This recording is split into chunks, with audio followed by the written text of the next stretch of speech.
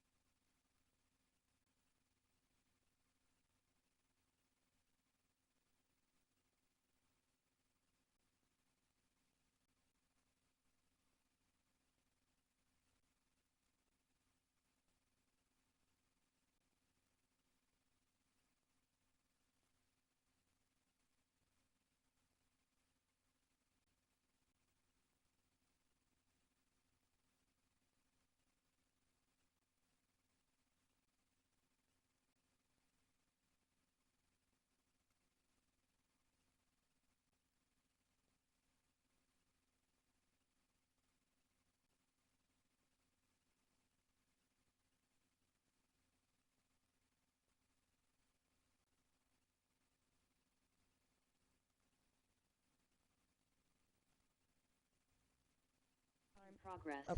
Madam Clerk, the time is 5:54. We have returned from closed session. Mr. Kennedy, could you please report out? Yes, thank you, Mayor Welch. On closed session agenda item 6.1.1, the claim of Yolanda Nesbitt. It is claim number EM 2023-14. A motion was made by Councilmember Bouders, which was seconded by Vice Mayor Mora, to deny the claim for an accident occurring on an unidentified bus, and that motion was passed by the City Council by a vote of 5-0. On item number 6.1.2, the claim of Lisa Wolf, Emeryville claim number EM 2023-15. A motion was made by Councilmember Bouders, which was seconded by Vice Mayor Mora, to deny the claim for personal injury resulting from a trip and fall, and that motion was passed by the City Council by a vote of 4-1. That's all the reportable actions from closed session. Thank you, Mr. Kennedy. Madam Clerk, the time is 5:55 p.m. This meeting is adjourned. Recording stopped.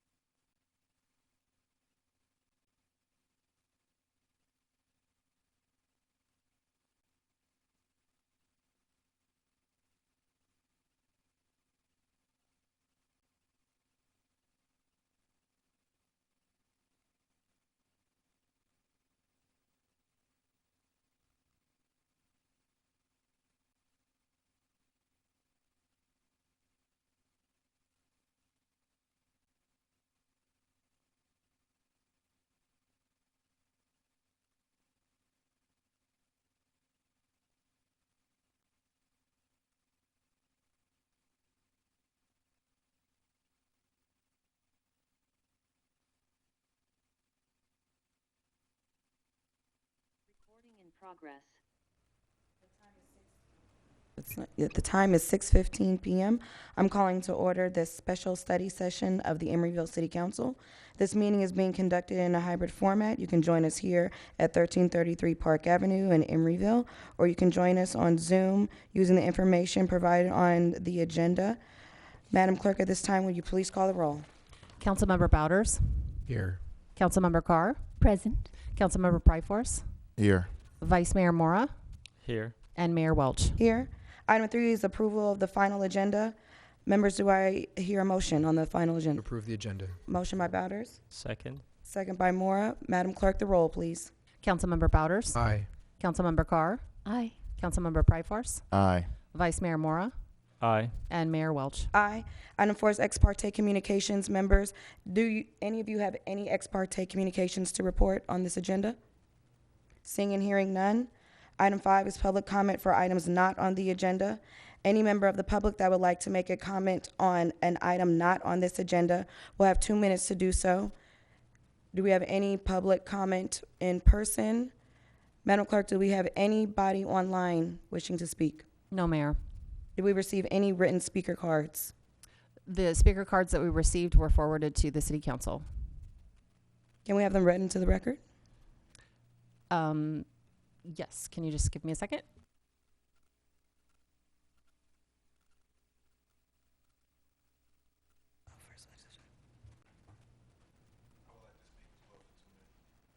Sure, just a moment. Madam Clerk, can we let the gentleman speak before we do written speaker cards? You'd like to make a comment on an item not on the agenda? Okay, no problem. We'll have a time for public comment after the presentation. Thank you.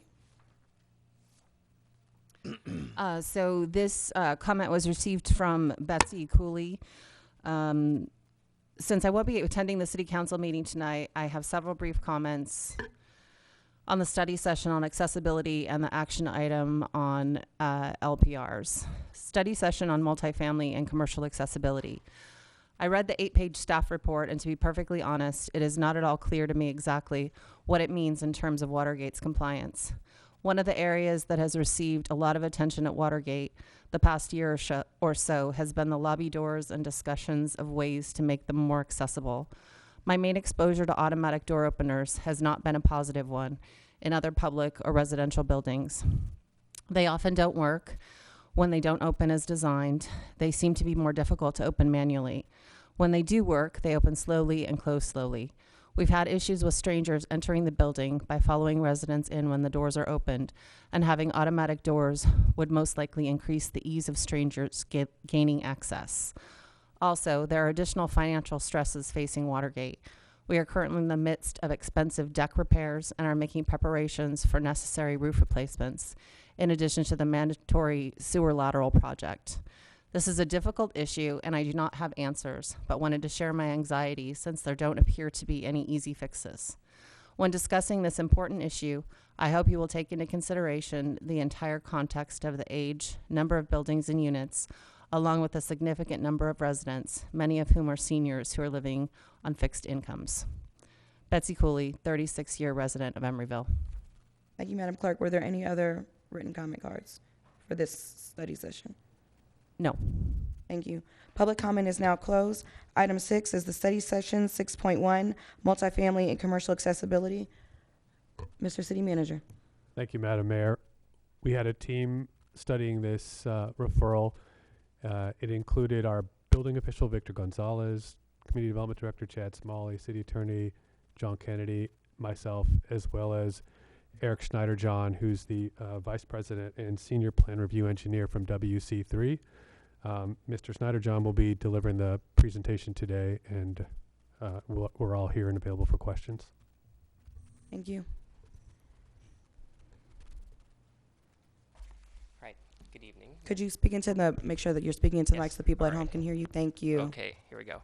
Good evening, Mayor Welsh, Vice Mayor Mora, and council members. My name is Eric Schneider-John, and I've been a plan check engineer as a consultant for the building department for the last 10 years. Over that period of time, I've done thousands of residential and commercial building permits, and a large portion of those reviews have included California Building Code accessibility requirements.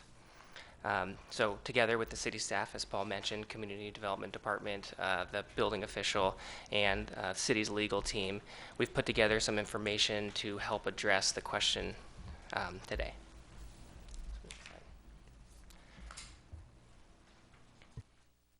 So today, I hope to address the question posed to staff by council to investigate updating all existing buildings to current ADA standards. So during this presentation, I will go over a background information of accessibility, options to potentially achieve additional accessibility requirements. I'll discuss costs to the building owners and costs to the city, and provide an overview of the enforcement process, and discuss potential exemptions and requirements that the council should discuss and consider. Because of the depth of the subject of this topic, I have a 20-minute presentation, so I apologize, and please bear with me here.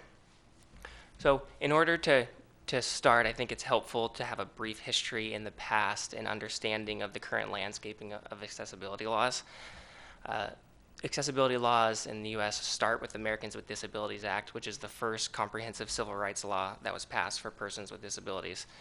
It was passed in July of 1990 by President George H. Bush, and some of the subsequent laws that have followed that enforcement have enacted a little bit after that.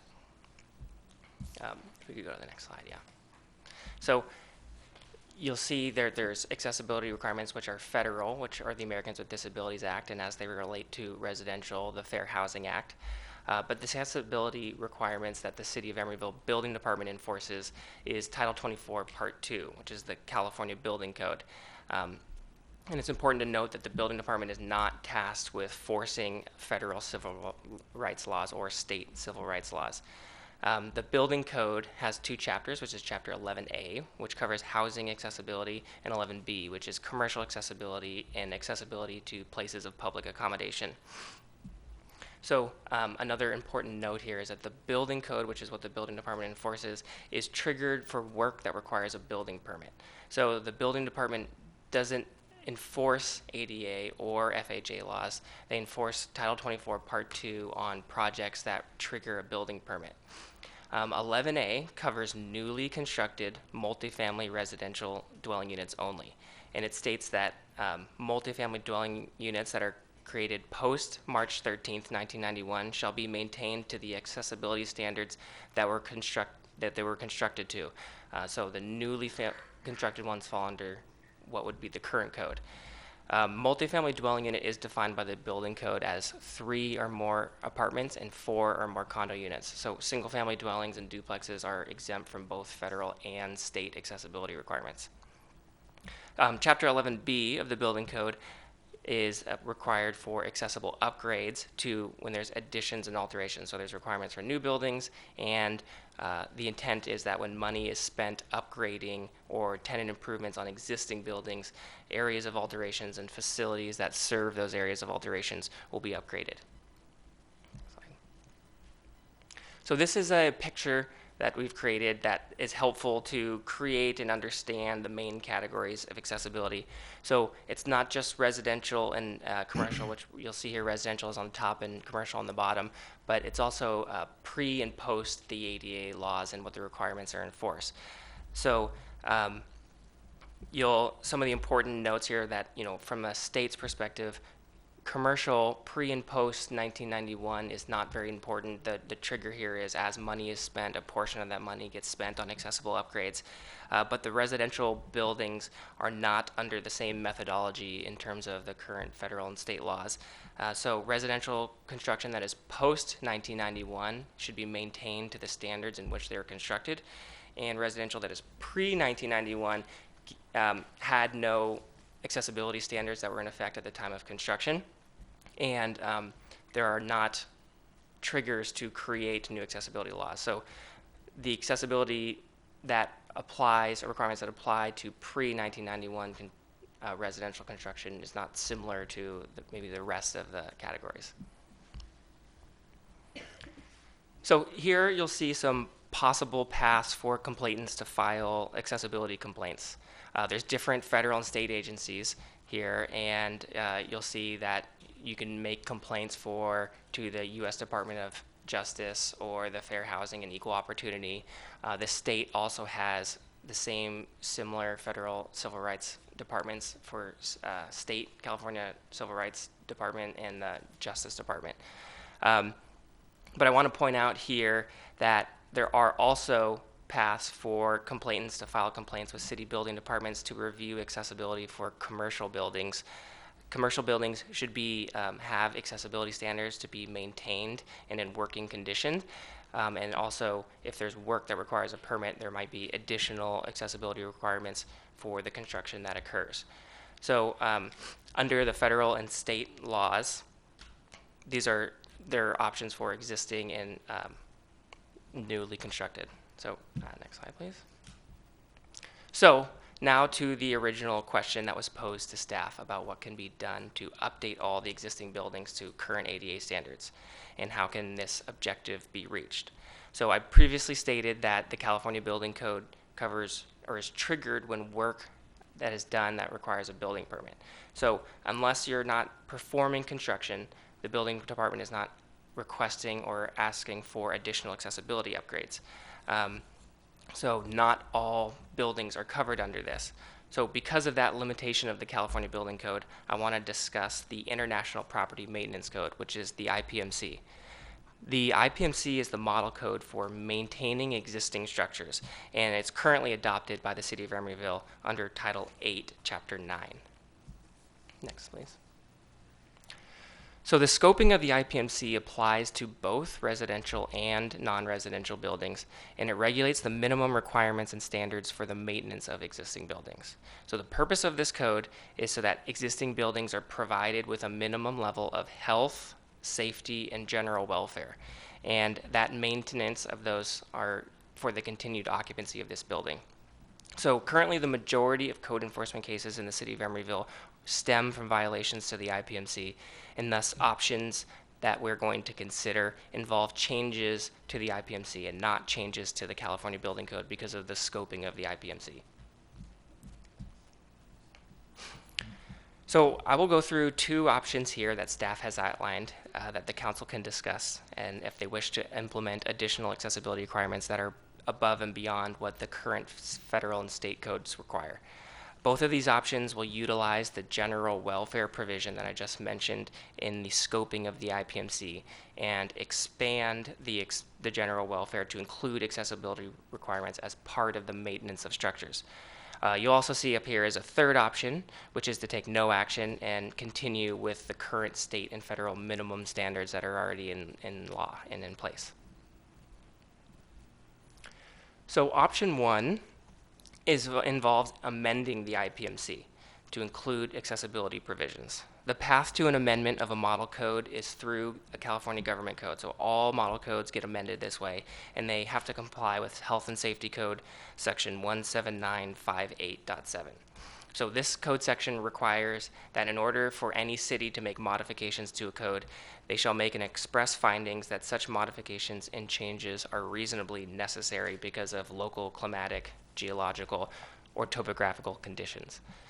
So the findings would be produced by staff, and then they would be sent to the Building Standards Commission and for review and approval. And the Building Standards Commission is a state entity which reviews and approves amendments to the California codes. So an example here that has been developed could be considered would make an amendment to the door section of the IPMC. The door section currently includes the maintenance of doors and working conditions, opening forces, and dwelling units require security locks on all front doors.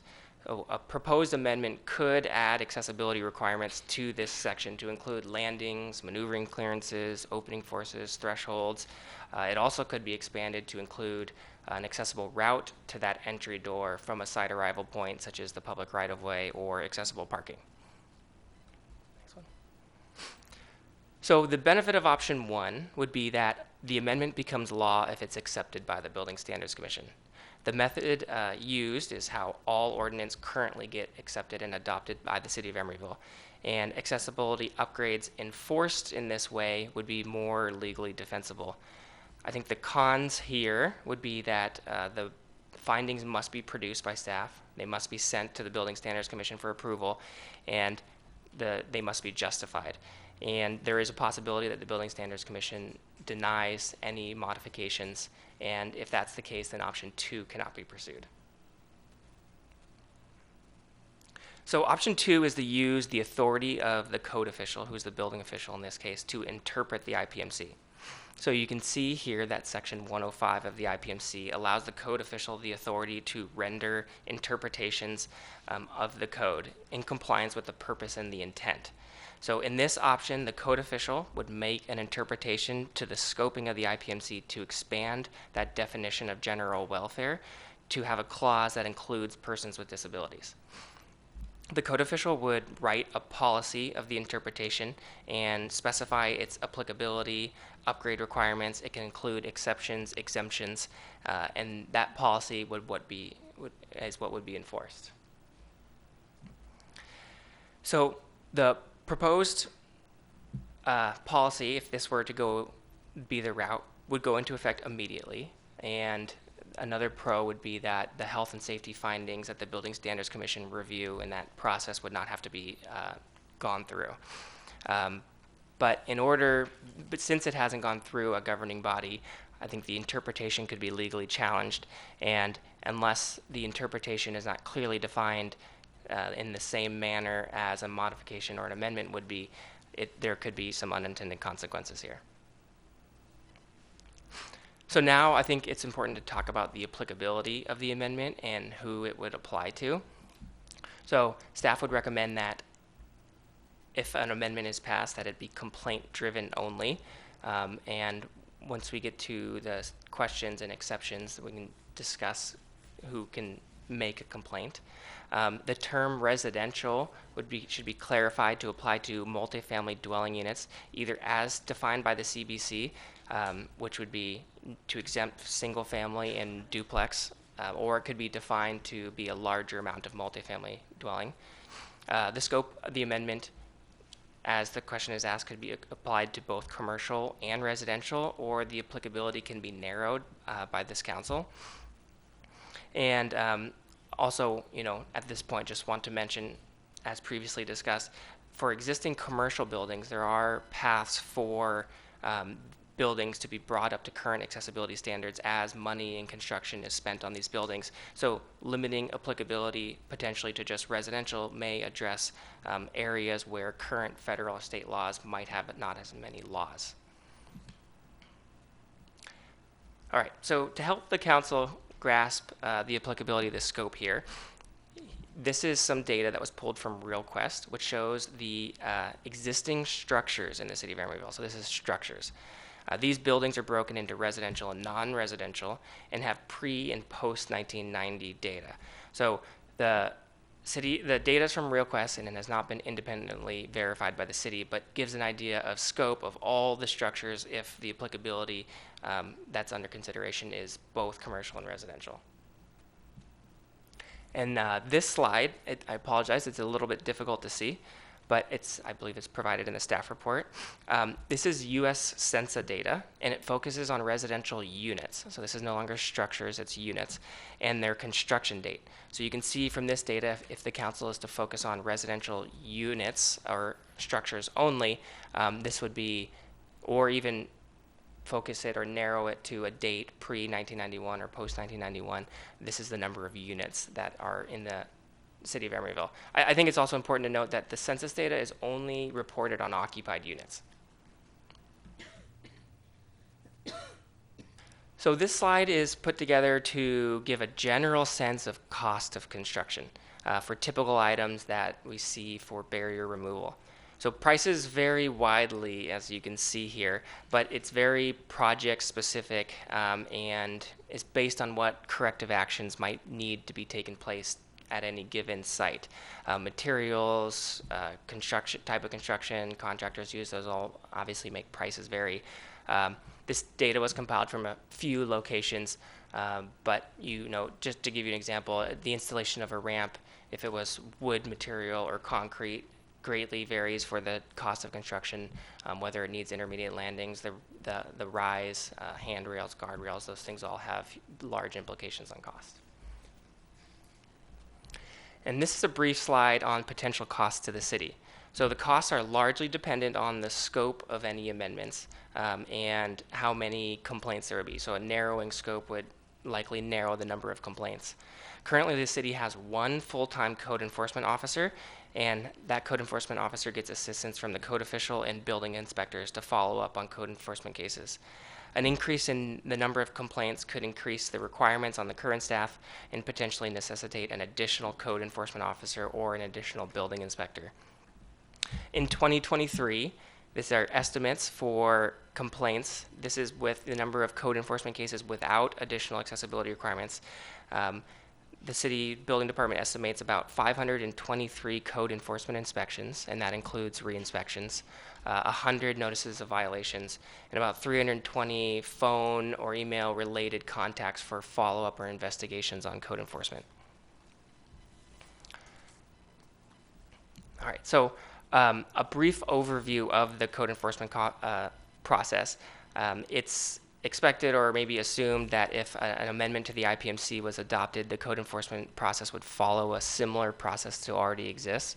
So essentially, the process that exists is that a complaint is made to the building department, and the building department within 30 days investigates the validity of that complaint. If a complaint is determined to be invalid, then the complainant is notified, and if a complaint is determined to be valid, then the building owner is notified. And then at that point, a process is started for how remediation occurs for whatever the code enforcement case is, and then appeals and findings and determinations follow until remediation is performed on the code enforcement case. So in your staff report, I believe you'll have these study session questions, and staff would like the following questions answered in order to provide some direction on how to proceed. I think we believe the scope of the legislation needs to be clarified or potentially narrowed, and we hope that the information of this presentation might provide some backgrounds to existing federal and state laws that are already existing requiring accessible upgrades on existing buildings. And then lastly, since the scope of today's topic is broad, there's many variables to achieve the council's desired outcome. So staff would like the council to consider and provide direction of potential exemptions and applicability for these accessible upgrades. So exemptions for maximum cost to a building owner, exemptions if there's legal constraints on existing buildings, or physical site constraints or unreasonable hardships from owners. So if we could go back a slide, I'm going to leave it on the questions posed to council so that it's easier for you to reference, and some of the questions about whether or not option 1 or option 2 or no local legislation would like to be performed, but also use. Should the amendments apply to commercial and residential, both, or one or the other? Are there ages of the buildings to be considered, size of the buildings, and then obviously exceptions that would apply. So that's it. Thank you for your time, and let me know if you have any questions. Members, at this time, does anyone have any clarifying questions? Not discussion just yet. Vice Mayor Moore. Thank you for the overview and deep dive. One question I just want to clarify, whether we're talking pre-1991 or post-1991, it sounds like there are no regulations that actually require automatic door controllers to be installed. So for both federal and state laws, the requirement of door actuators are or in order to get either something that is missing from the code, so a door opening width or a door opening force. So the preferred method of the code would be you provide maneuvering clearances of the door opening forces, minimum door width. Because of existing site constraints or structural constraints of the building, automatic door operators are permitted to be used as long as they follow certain requirements. Automatic door operators have conflicts with other sections of the codes, like fire-rated doors. They have to fail open because something is missing in order to provide them, like a door opening force. And they have conflicts with energy code because building envelopes lose energy. So there's no code that it's requiring an automatic door, but they're permitted to be used as an option. Thank you. Any other questions? Member Carr? Thank you, Mayor. Thank you, Eric, for the very comprehensive presentation. Can I go back a few slides? I'd requested where you had stated about the, actually a few slides more. Do I have the presentation, or was it sent to us? We had a staff report on We the had a agenda. staff report. There was a part there where you had suggested, there was options that were suggested. Okay. I think that maybe, One more before this. Right here. Yes. no. Oh, okay. Forward, maybe 12 or 13, where I had I think that's where I had the question. Right, stop there. Okay, so this is the part where you said the option would be to, this is the purpose of the, and that's how this is one of the ways the building code can be modified with the general welfare, and that's the determination based on reasonableness. Yeah, so in this option, the model codes give the code official or the local authority having jurisdiction the ability to interpret the code for items that are not defined or are not clear. And they're intentionally left vague in some cases so that local authorities can interpret them how they would like. So in this scenario, or this option, the code official could make an interpretation on the general welfare section of the scoping. So the scoping of the IPMC is to provide all existing buildings with a minimum level of health, safety, and general welfare. And not, the three of those items are not defined in the code. So the interpretation here would be to expand the term general welfare to include persons with disabilities. Does that answer your question? No, it does, absolutely. I'm just surprised that why would a person with disability not just be included automatically? I mean, they're not aliens or anything else. I mean, they are people. They should be included in general welfare. General welfare is not applicable to, people, able-bodied people only. It should automatically, in my mind, automatically be included to every human being, regardless of whether they are able-bodied. General welfare is general welfare, regardless of what you look like, how you walk, how you can hear, how you can see. So I'm just surprised why it would need to include person with disabilities. Why is it not it doesn't say any general welfare. I mean, why does it need to specify that? Yeah, I think that would be the defense of that interpretation, would be that general welfare should include persons with disabilities.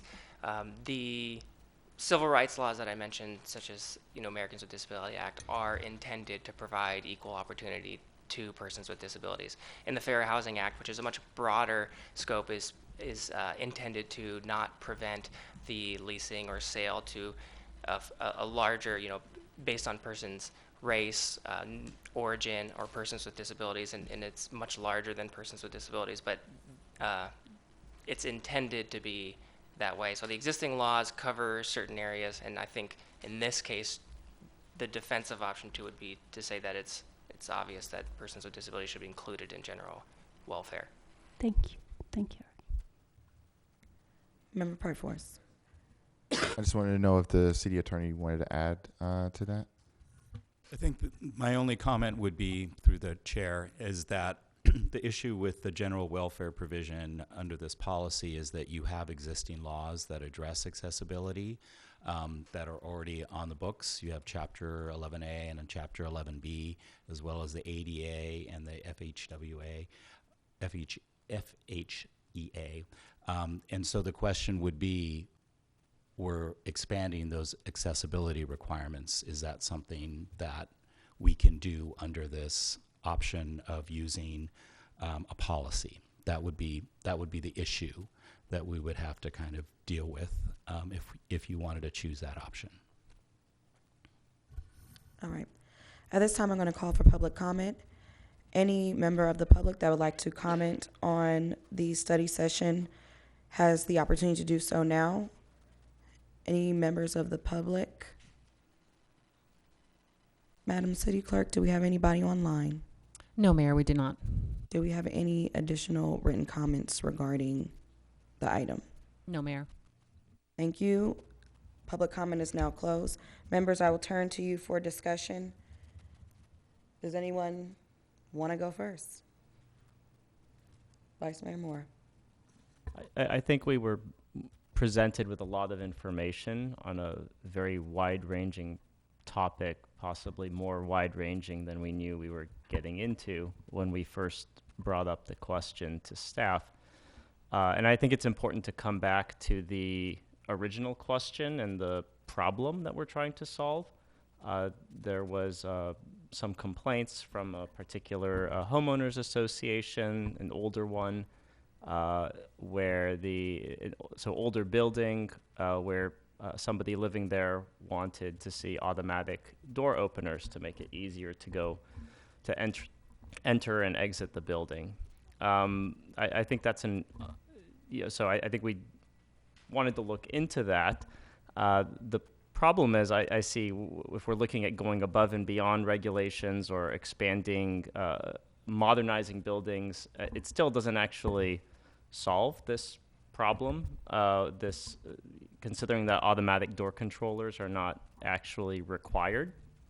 And secondly, I also think I've heard that this situation might actually be somewhat moot because there is already a mechanism to redress the concerns of the homeowner. They have an elected board of directors within the association who manages the finances and priorities of the association. And I understand that they are taking the concerns of the membership seriously. So I'd like to ask this council whether this is really an area where we think we should be getting into, or if it's not necessary. Member Carr. Thank you, Mayor. I looked at some statistics. Also, I know that the presentation has provided some statistics, and I noted, according to Pew Research, there are about 42.5 million Americans with disabilities, making up 13% of the civilian non-institutionalized population, according to the U.S. Census Bureau, and that's the data from 2021. This group includes people with hearing, vision, cognitive, walking, self-care, or independent living difficulties. Some 7% of Americans report having serious ambulatory difficulties, struggling with walking or climbing stairs.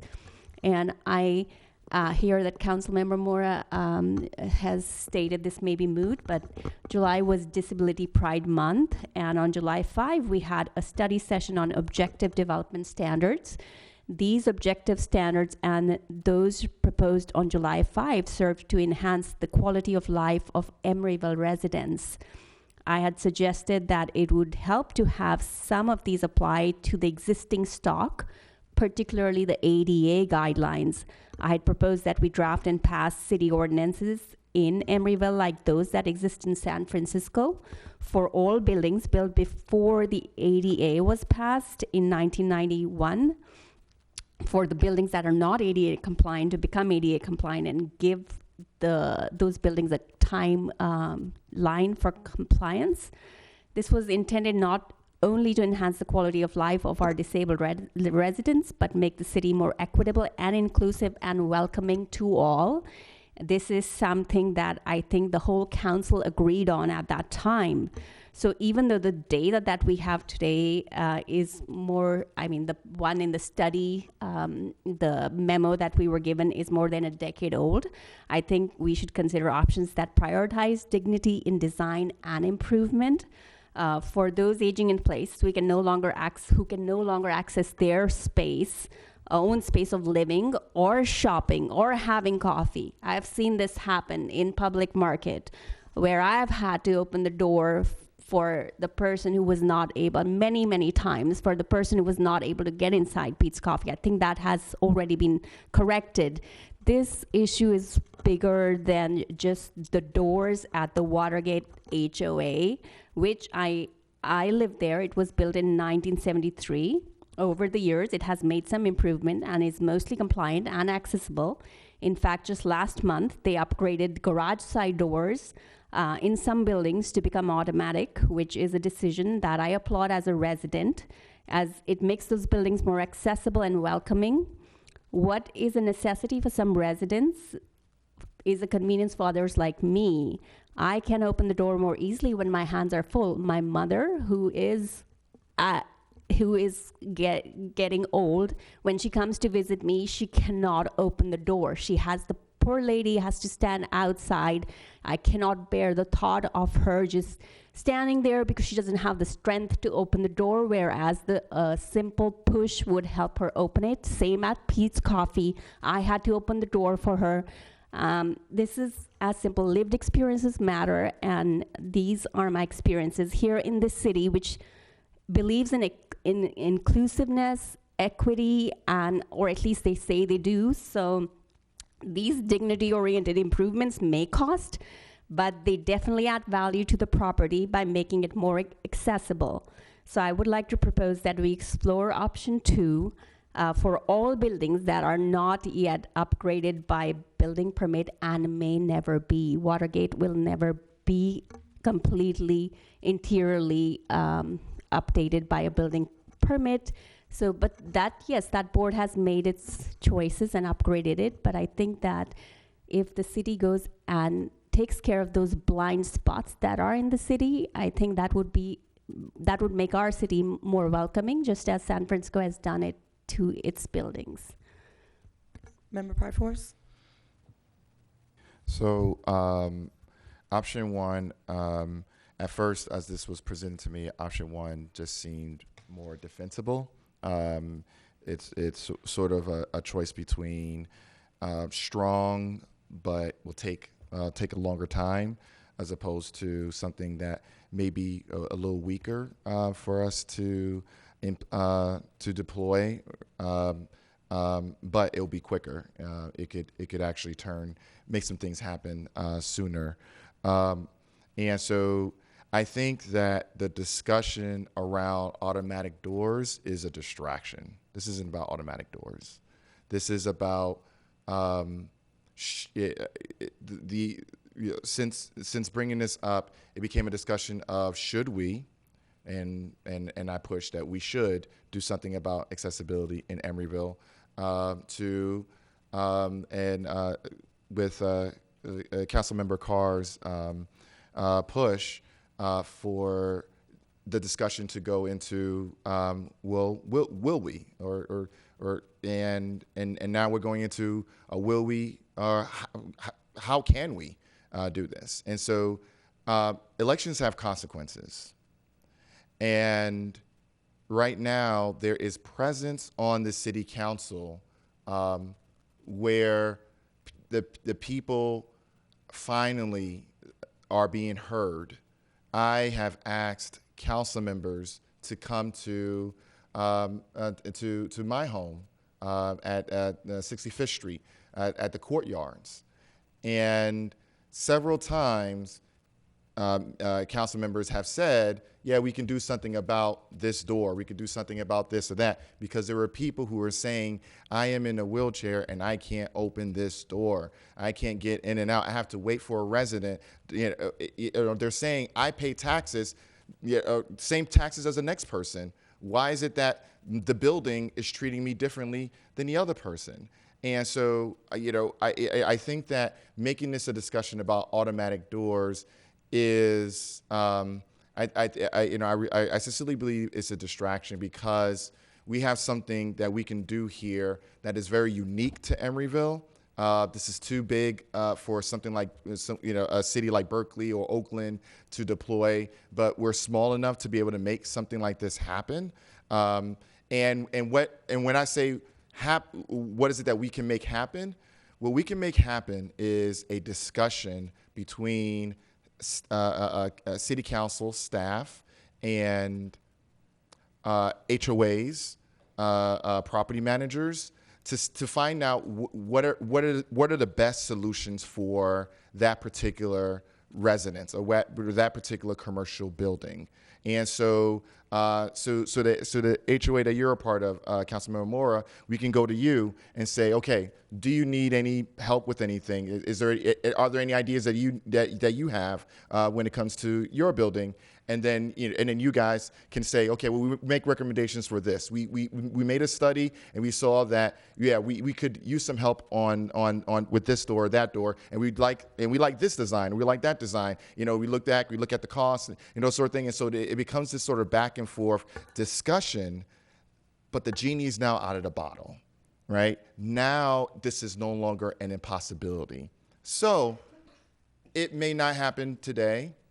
It might not happen tomorrow, but as you can see from the staff report, it can happen.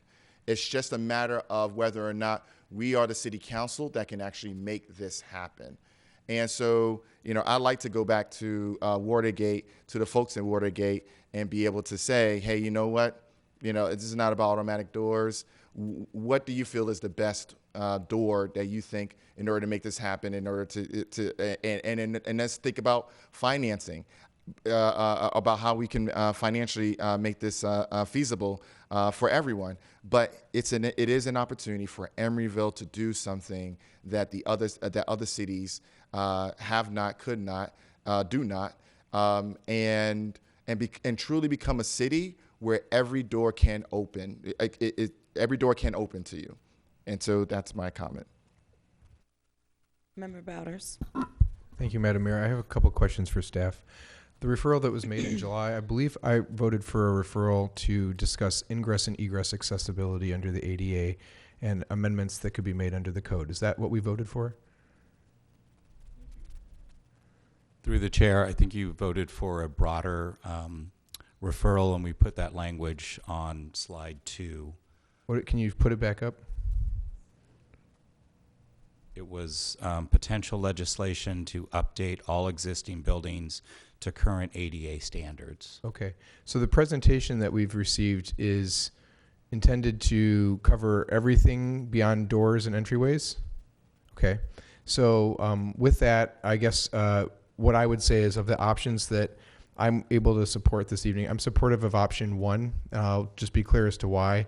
Option 2 would open us to a lot of legal challenges because it would put almost unfettered discretion in the hands of the building official, which is not a slight against the building official, is actually a burden we're putting on the building official to make interpretations and application on a case-by-case basis, which I think could be open to claims of discriminatory effect or impact for which the building official has no discriminatory intent, but could be placed in that situation and put the city in a position where we're constantly responding to these issues. My understanding is that the city has had somewhere between 20 and 30 ADA-related complaints, but none of them were against the city or city property. They're all against private properties. Is that correct? Who on staff can answer that question? Building official Victor Gonzalez. Mr. Gonzalez, thank you for being here. Good evening, Mayor, Council members. My name is Vic Gonzalez, Chief Building Fire Official for the city. As it relates to complaints, those 88 complaints were specifically for public right-of-way issues, nothing specifically as it relates to private. Okay. And that's the information I have. I'm still going.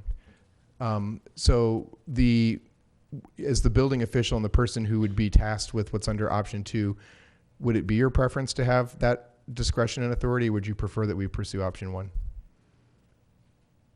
I would prefer option 2. You'd prefer all that authority? Well, there's been examples here in the city before that I've rendered opinions, written policy, specifically as it relates to construction defects for multifamily. The whole process involves pre-construction meetings with the developer, so they know up front that the requirement would be to have a third-party testing agency for any water intrusion or construction defect during construction, and it's concluded with a final affidavit of approval. So the excuse me, The residents get a peace of mind through this process. The insurance companies love it, and the developers, as long as they know what's ahead of them, what has to be applied, they fit that within their schedule and or budget. Member Bowders, I have no more questions. 1 second, Member Pryforce. Mr. Gonzalez, could you explain the difference in your mind why option 1 would be more challenging for you? Just through the findings, where we're based on geographical topo or climatic reasons. We have to find those particular findings. Emeryville's somewhat on flat land here, so it would, for me, it would be challenging to do that, to justify that particular process through the Building Standards Commission. Thank you. Member Pryforce. So yeah, thank you for that. I'm now becoming more open to option 2. So that was the clarifying question. That was the public complaints. What does it look like for complaints against private properties? Like if you were to give an average number. Well, if anything, we get a lot of feedback that we're overzealous in our application for accessibility requirements for residential. It's common that some of these newer project specific, we get advocates that go ahead and go out on site to verify what their perceived expertise would be. And I've received calls from them to say, you know what, the landing that they're prepping out there exceeds 2% or something of that nature. Can you have your inspectors look at that? I'd say, not a problem, we can do that. It's easier to catch it up front as opposed to the back end, because again, it gets cost prohibitive for a lot of individuals. Not that that's a big factor, but again, that's the complaints that I get, the feedback I get from the developers. Okay, thank you. So you said from the developers. How is it looking from residents in terms of complaints? The complaints we receive, we typically go take everyone seriously. Of course, we investigate the best we can, and if I can't say specifically, I can't. Yeah, of course. During my tenure here of over 23 years, I don't recall receiving a public complaint, or excuse me, a private complaint relative. Now, keep in mind, residential. Residential properties, R3s, single family, they're exempt from any requirements as it relates to accessibility. That doesn't mean that someone that lives in a residence, they can make those types of improvements. So that doesn't prohibit them from doing that. Huh. Okay. Because I've been a party to like discussions and emails, and you're saying that, for example, like Courtyards at 65th, that no resident has ever made a complaint about the huge gate doors that is almost impossible for them to open. It has not hit my radar, council member. Okay, something's wrong. Okay, thank you. I appreciate it. Was there any other member of staff that wanted to comment? Mr. City Manager? Thank you, Madam Mayor. I would like our city attorney to weigh in on this, but I will say that we have had many conversations as a staff team about option 1, option 2, and option 3. And if the council chooses is wanting to impose greater accessibility requirements, our collective and my personal, as city manager, preference is option 1, largely because of the legal liability that option 2 puts on us in a way that option 1 wouldn't. And I would like for the city attorney to be able to respond to that in a more legalistic way. Mr. City Attorney, please. Thank you, Mr. Mayor, through the chair. So option 2 is a novel approach. We're not aware of any other California jurisdiction that has used this option to increase accessibility requirements anywhere in the state of California. We wanted to put that out there for you folks because you're the policymakers. You can decide on the legal risk involved, but we're not aware of any other jurisdiction in California that has invoked the IPMC or this general welfare clause as a means for the building inspector to put out a policy that increases accessibility requirements above and beyond what federal and state law currently requires. So there would certainly be a risk involved. It's a novel approach. No other jurisdiction that we're aware of has followed this approach. Depending on how it is applied, and we can't say if commercial buildings, residential buildings, any other affected parties may challenge the city on that. But if they do, it could be lengthy and costly litigation that could result. Thank you. Any other comments? Member Carr. Thank you, Mayor.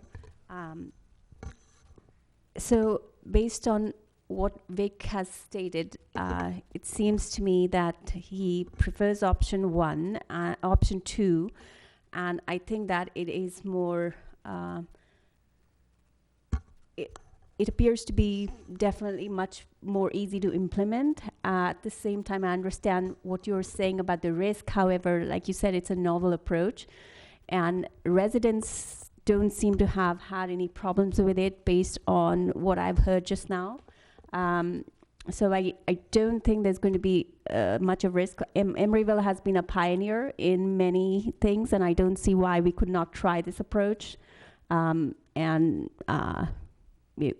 would still like to support option 1 since it was presented to us, because I do, based on, option 2 as it was presented to us, and it seems to me like option 1 does not, it seems to have about the same risk as option 2. So I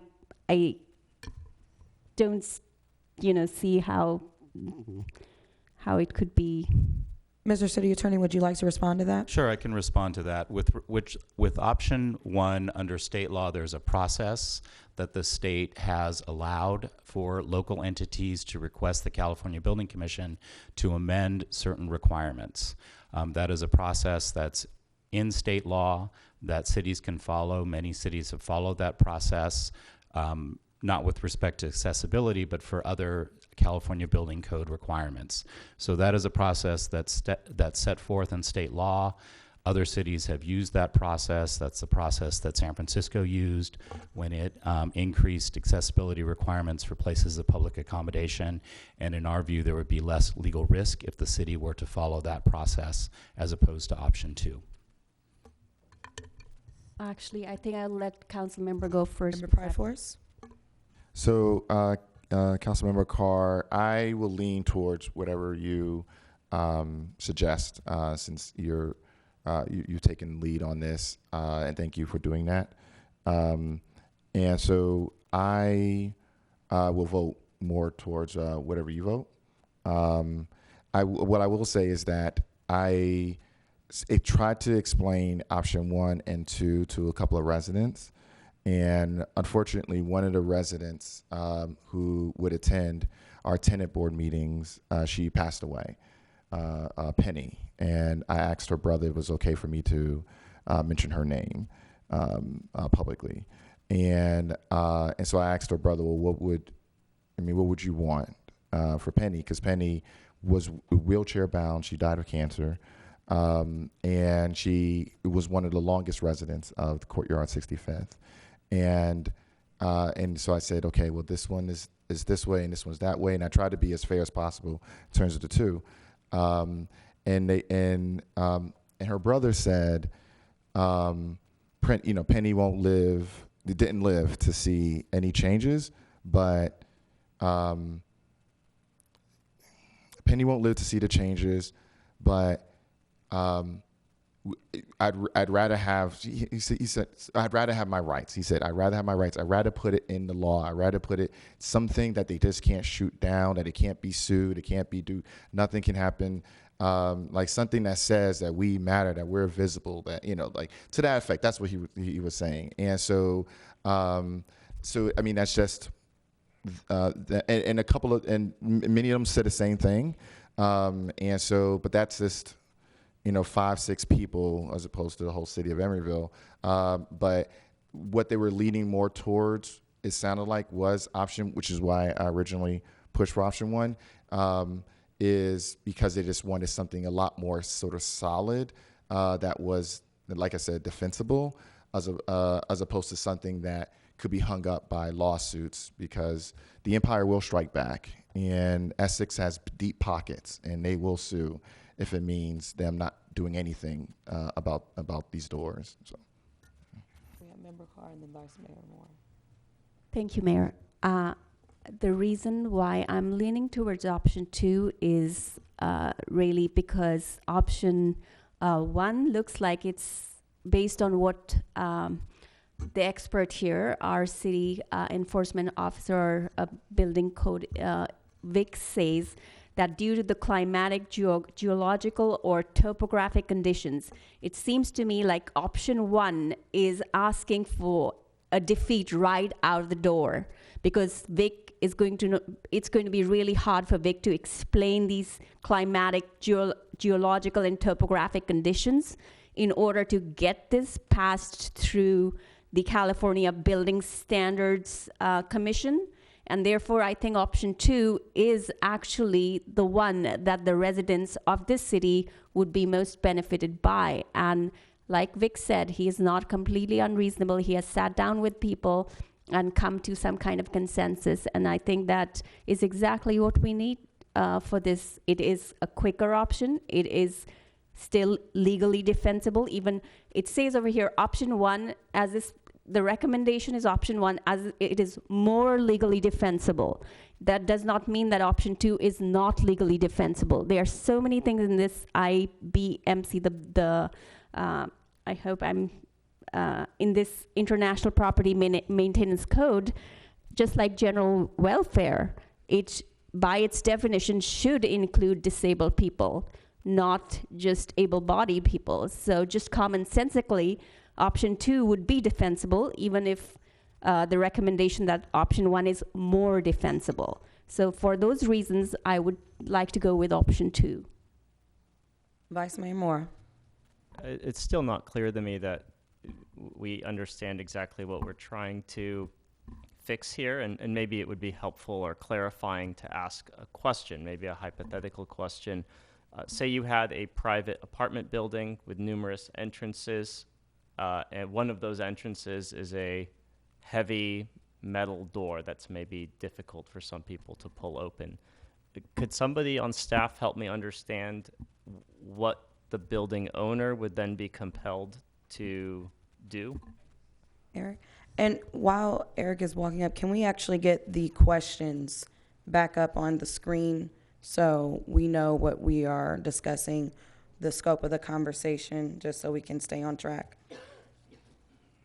So, Vice Mayor Mora, it's a long, complicated answer, but it would depend on the building's construction date, and that's why I tried to put it into these four categories. So a building that was constructed pre-1991 would have had no accessible standards at the time of construction. A building that was constructed post would have to maintain the accessibility requirements that were in place at the time of construction. And a new building would have to have all building entrances on the ground floor accessible. A primary entrance is only for existing buildings. So when we're talking about whether there's multiple entrances and if equivalent facilitation can be provided to all the facilities that are provided on the ground floor, a new building has all of them. So in terms of remediation, or what would the building owner be required to do, existing accessibility requirements of the building code that the building department enforces don't apply to existing residential constructions. So if an occupant made a complaint to the building department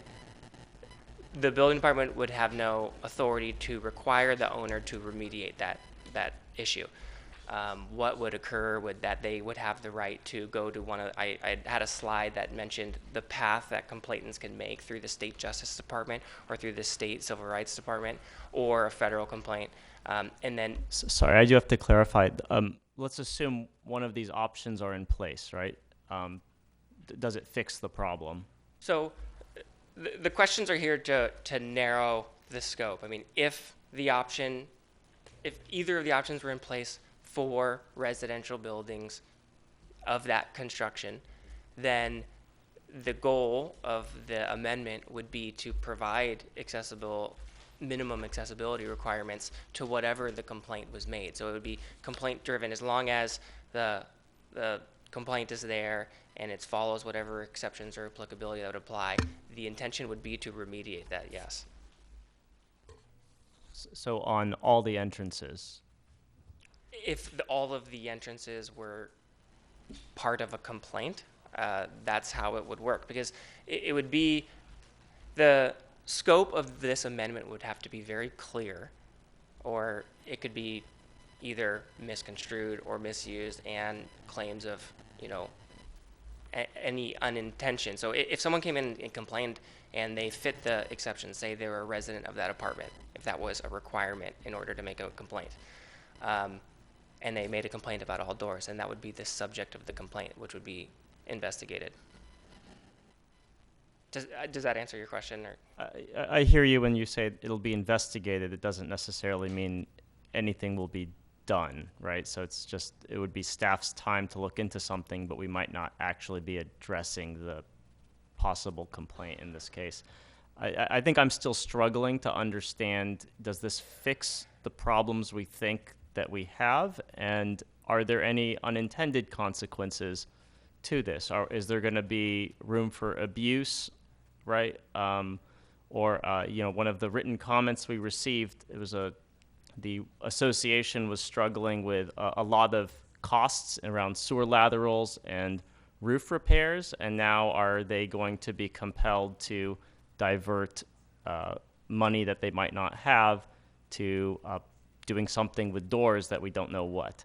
So I think this needs to be examined a bit more closely. I absolutely think we do need accessible buildings of all kinds for the people in the city, but I would caution us for voting for something that we don't quite know what we're getting. So I would actually like to make a motion to look at this a little bit closer. So I would choose option 3, which is to sit for now, and revisit this in the future. We have a motion on the floor. Do we have a second? Point of order, this is a study session, so there are no motions, correct? It's just direction. Just direction.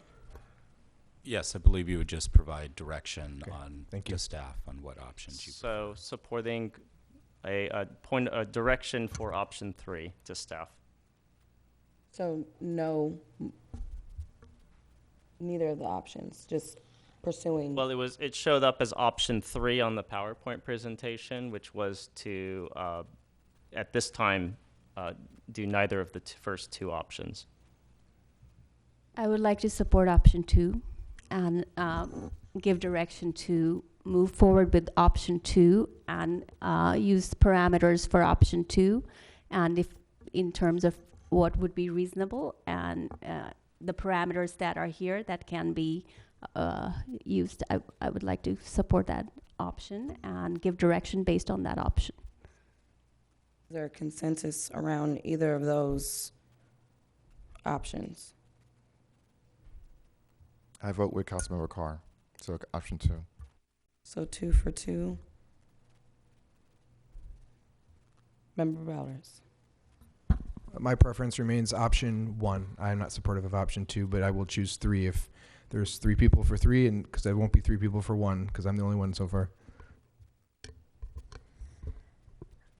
My concern is always around the protection of the city, and I'm very concerned about the high legal risk, and that was stressed very much in the conversations with staff, that if this scope is not defined in a very definitive way, that they puts us at general high levels of legal risk, not to mention the cost of both on staff and potentially some residents who might be impacted by this.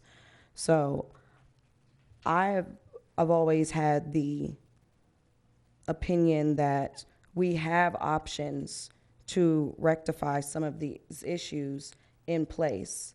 And Mr. Kenny, if I can refer to you, we've had these issues dealt with before, especially with private property, through a legal channel that did not require this process, correct? Correct. There's other options under state and federal law for private individuals to file complaints against property owners for accessibility issues. I think they were touched off in the second slide. There Right. are other options for private individuals to pursue that don't involve the city. So we're not leaving residents with no options to deal with any type of mobility or accessibility limitations. Those still exist no matter the age of the building. Is that correct?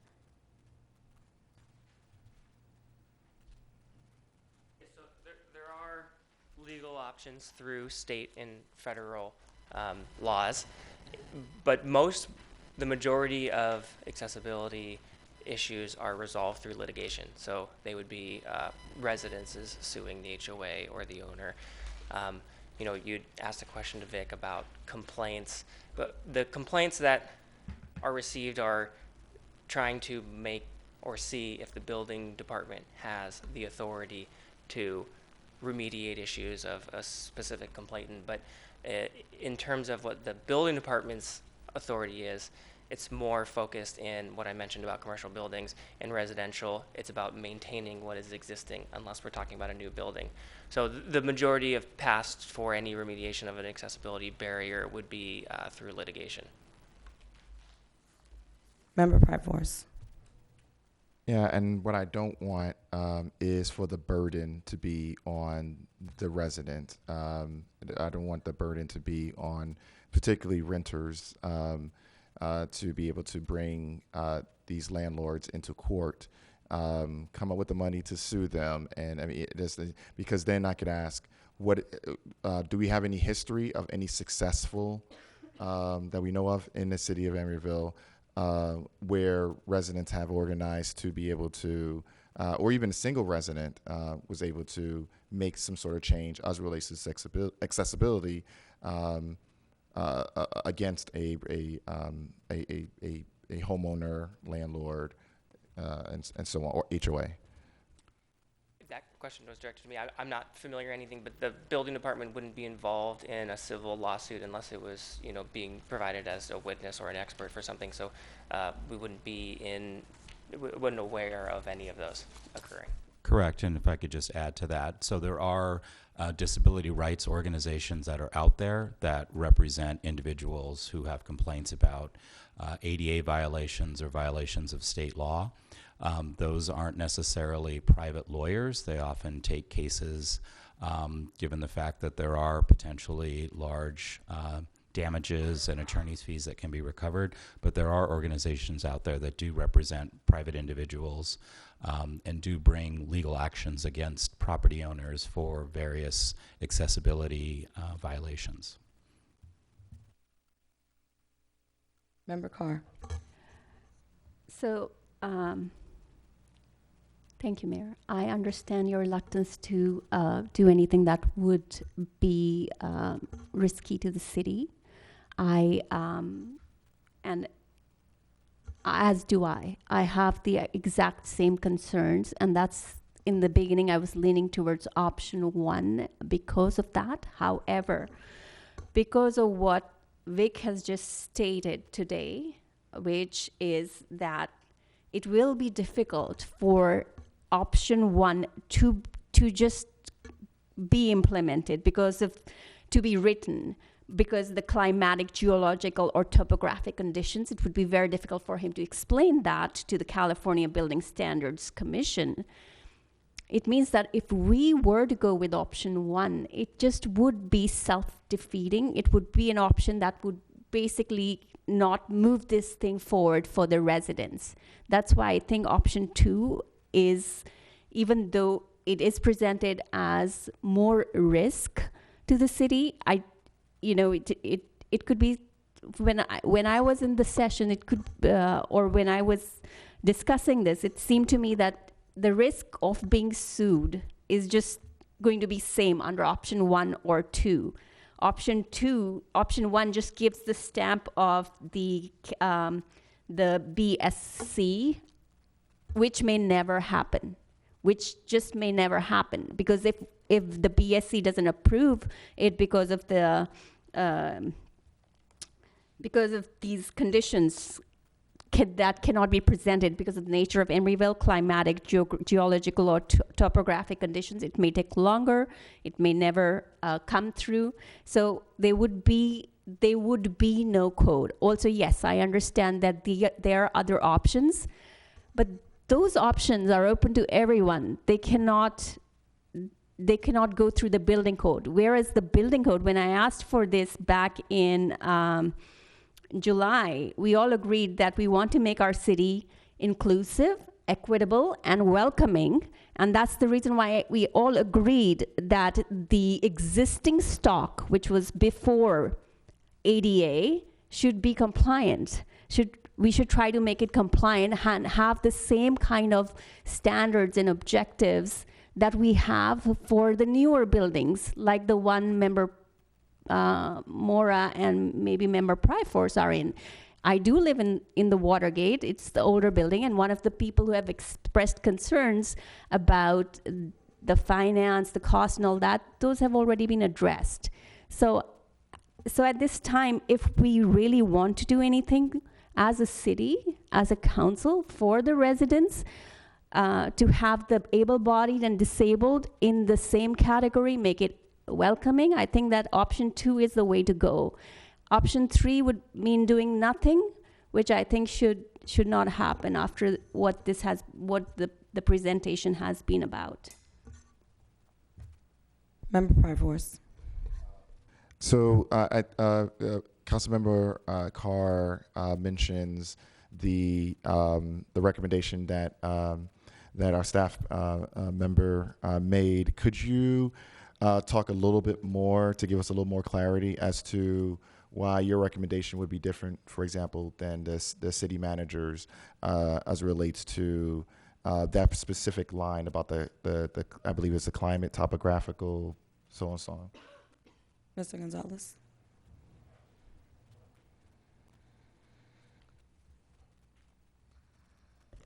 Councilmember Pryforce, can you repeat that question, please?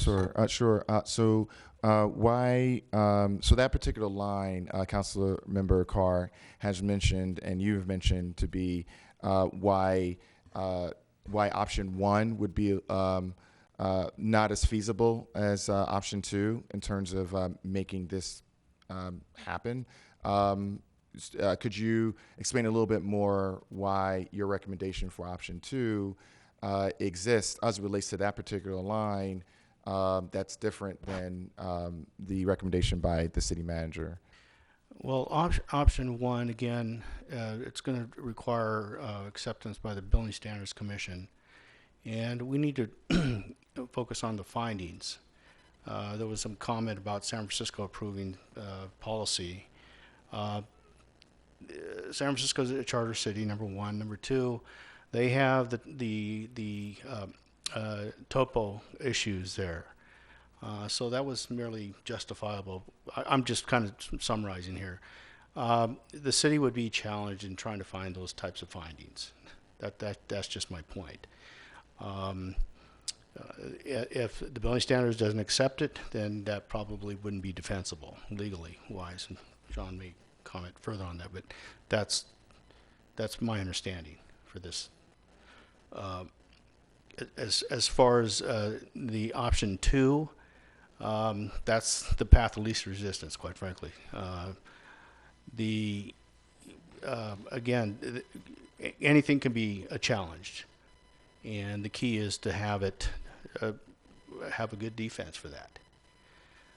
Without the Building Standards Commission's approval or acceptance, then that could be subjective. Option 3, again, there are laws in the books that handle both private and public, and it's probably not advertised as much as it should be, but that is just my position. Thank you. Members, any other comments? Member Pryforce. So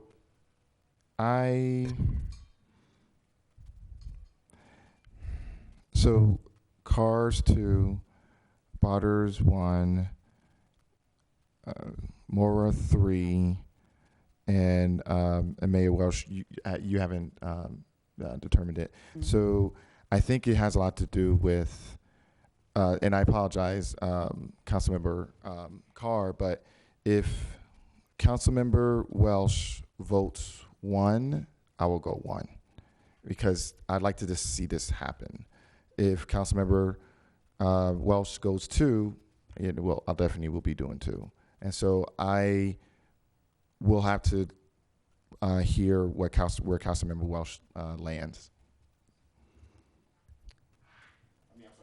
Mayor Welsh, my apologies, Madam Mayor. Oh, no, not a problem.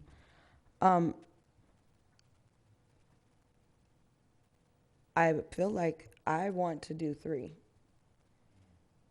And I understand, and I want to make it absolutely clear that this conversation is very important, and I'm happy that we had it because we needed to have it. And everyone up here cares about accessibility and cares about equity and has had various experiences with either living with a disability, either long-term or temporarily, or taking care of someone who is living with a disability, whether long-term or short-term. So this is not something we don't care about, but the complexities and the risk and the cost, when there's already something on the books, and as Mr. Gonzalez said, maybe it's not as amplified as it should be, but it feels like we're making something far more complex.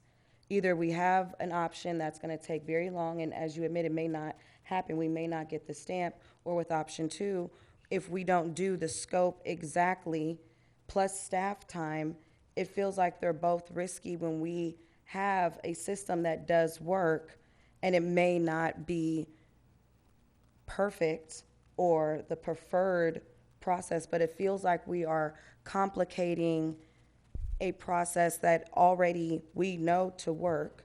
And I know there was a question about, do we know if it was successful? Maybe, Mr. City Attorney, there was a situation with Watergate as far as accessibility to the Clipper Club. Are you familiar with that? I am not specifically familiar with that, but I've been apprised. I think Eric might be able to speak with it. I know his colleague Guyan mentioned that there were lawsuits that were brought against Watergate under accessibility, and the residents were able to change the clubhouse and also the pool as a result of those lawsuits. But the city wasn't involved in that litigation, so I don't know Correct. directly on point about that. But yes, I've been told that there have been lawsuits at Watergate regarding those issues. Okay. So we do know that people can move forward with the laws that are on the books. It's just maybe awareness that's the issue, but it feels like this is making it way more complex than it needs to be, and it feels like we're pushing ourselves away from what is the actual goal, which is to make our city as accessible as possible. And I don't think that with what's on the books right now, that's not what is available. It might just be will and accessibility, and I hear concerns about cost, time for people to go and research and get an attorney, and I understand all of those concerns, but I don't think that what we have right here is necessarily the answer for what we're looking for. As Vice Mayor Moore was saying, are we sure that this is solving the problems that we're trying to solve? So that's why I've landed with option 3 with not moving forward, because it feels like there's not a benefit outside of, we said we're doing this, and so we have to do it, but then we're adding all these complexities to the issue. Does anyone else have any other comments? Because we do need to get the other meeting started. Member Pryforest. Yeah, thank you, Mayor, for your comments. So I think the very last option that we have, and I think that this whole proceeding will probably be like a case study somewhere, or on a debate team for Emory High or something. So the only option now is, since we have 2 for 3, and we have Carr 2, Barters 1, and I'm like, I just want something passed. So it would have to be between you, Councilmember Carr, and Councilmember Barters. If any of you switched your position, then I will vote in that position, towards that position. And so that question I have for my colleagues is, will any of you switch your position from 2 to 1 or 1 to 2? So to be all the way clear, we're not passing anything tonight. This Yeah, is to of be course. giving direction Yes. to perhaps design an ordinance based off of one of the options. Yes. One of the option 1 or option 2. Thank you. I have a Again, I just want to go back to the overarching point here with 1 or 2. It's not clear that either of these are legally defensible. They both have issues, what they will cost the city or property owners, and what they will achieve. Nobody has been able to articulate in any clear terms how options 1 or 2 get a lighter door for Pete's Coffee or opens a private side door in an apartment building. It's unclear to me how those things happen, and I think we should be I urge caution before we hastily pass something that we don't know what we're getting into.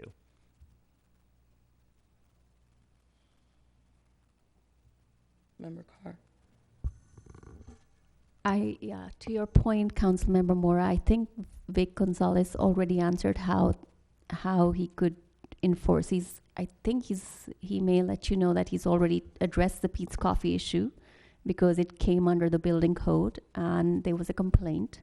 He went to Pete's Coffee and took care of that situation, from what I understand, and he can elaborate more. And in the same vein, I think that if there is an option 2 and it is well defined, he can go to that particular building and go ahead and either have them enforce whatever needs to be enforced as long as it's reasonable and in accordance with the general welfare. So I think that hopefully should help explain that. Option 3 says that we don't do anything and just stay with the existing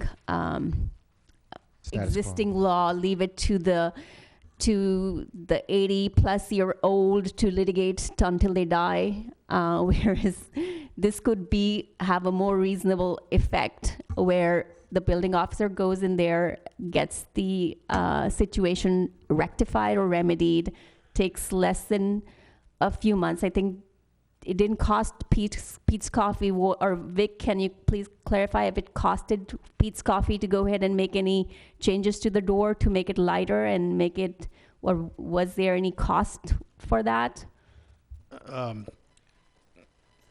Yeah, Councilmember Carr, there was a cost involved. I don't know what the amount was, but I do know that the property management group hired a third-party individual to, I believe the mechanisms were in op, so they replaced those in entirety, so they're right at 5 pounds. Excuse me, both doors. The one facing. Thank you, Vic. Follow-up question is, after how long of your going to them and asking for enforcement did this take place? It took place within 7 days. Not years of litigation? No. Thank you. Just a quick point here. The business owners are astute of the laws. If we bring up issues specifically from the building division, typically there's a positive response. So I just wanted to make that quick comment there. So just to clarify, with the Pete's Coffee door situation, neither option 1 nor 2 were in place, and the situation got remedied. Exactly. One moment, Sorry. hold on. You Yeah. got to be recognized. Member Bowders raised his hand. Thank you. We've been at this for over an hour and a half, almost an hour and a half. There's clearly no consensus, and there are a lot of questions that would require even more detail and discussion. So I'm going to recommend to the colleagues of mine who did recommend and refer this to the council. As I indicated earlier, I'm open to this. I'm changing my opinion to option 3 so we can end this discussion. All right. We have consensus on around option 3. Madam Clerk, the time is 7:39 p.m. This meeting is adjourned.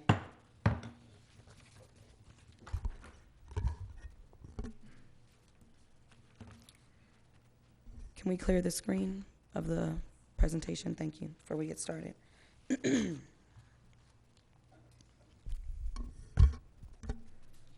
The time is 7:39 p.m. I call to order this meeting of the City of Emeryville as a successor agency to the Emeryville Redevelopment Agency. This meeting is being held in a hybrid format. You can join us here at 1333 Park Avenue here in Emeryville, or you can join us on Zoom using the information provided on the agenda. At this time, Madam Clerk, will you please call the roll? Councilmember Bouders. Councilmember Carr. Present. Councilmember Pryforce. Here. Vice Mayor Mora. Here. And Mayor Welch. Here. At this time, we will move approval of the final agenda. Motion by Bowders, Second. second by Moore. Madam Clerk, please call the roll. Councilmember Bouders. Councilmember Carr. Aye. Councilmember Pryforce. Aye. Vice Mayor Mora. Aye. And Mayor Welch. Aye. Item 4 is ex parte communications. Members, can you please review the agenda, and does anyone have any ex parte communications to report? Seeing and hearing none. Now is the time for public comment for items on the consent agenda or items not on the agenda. Any member of the public that wishes to make a comment on the consent agenda or items not on the agenda can do so now. Seeing and hearing none. Madam Clerk, do we have anybody online? No, Mayor. Okay, and were there any written comments? No, Mayor. All right, public comment is now closed. Moving on to the consent calendar. Members, would any of you like to pull an item for consent? If not, do I hear a motion to approve consent? I move approval. Do I hear a second? Second. Motion by Morris, second by Carr. Madam Clerk, the roll, please. Councilmember Bouders. Councilmember Carr. Aye. Councilmember Pryforce. Aye. Vice Mayor Mora. Aye. And Mayor Welch. Aye. We have one action item tonight, members. This is the approval of the calendar for the successor agency ranging from February 2024 to January 2025. Madam Clerk? Thank you, Mayor. You'll find in your packet, council members, the as Exhibit A, the schedule for February 24 through January 2025. There are no changes to anything in February through November, so those meetings would fall on the first and third Tuesdays of the month as they usually do, with the exception of the recess that we take in August. The two exceptions that staff are recommending are a single meeting in December. It would fall on the second Tuesday. And the reason for that is that the election in November falls on November 5th, and the registrar is typically taking 30 days to certify the election, so we would not have the election results in time for that first meeting in December. Additionally, we are recommending a second meeting in January of 2025, so it would be the first Tuesday and the third Tuesday to make up for the month-long break that we would get in December. And that's all I have. Thank you. Thank you, Madam Clerk. Do we have any clarifying questions for public comment? Just clarifying questions. Member Pryforce? So the second Tuesday, it wouldn't be the first Tuesday, it wouldn't be the same week as New Year's, or it would be? The date is January 7th. Okay, thank you. Bye. All right, at this time, I'll call for public comment. Public comment on item 7.1, the successor agency regular meeting calendar for February 2024 through January 2025. Madam Clerk, please set the time for 2 minutes. Thank you. 2 minutes. Used to be 3 minutes. Why 2? Could be 3. For 25 years, it was 3 minutes. The public was allowed 3 minutes to speak. Mr. Bowders, before you changed it to 2 minutes, I understand how it works to your benefit, but how does it work to our benefit, we the people?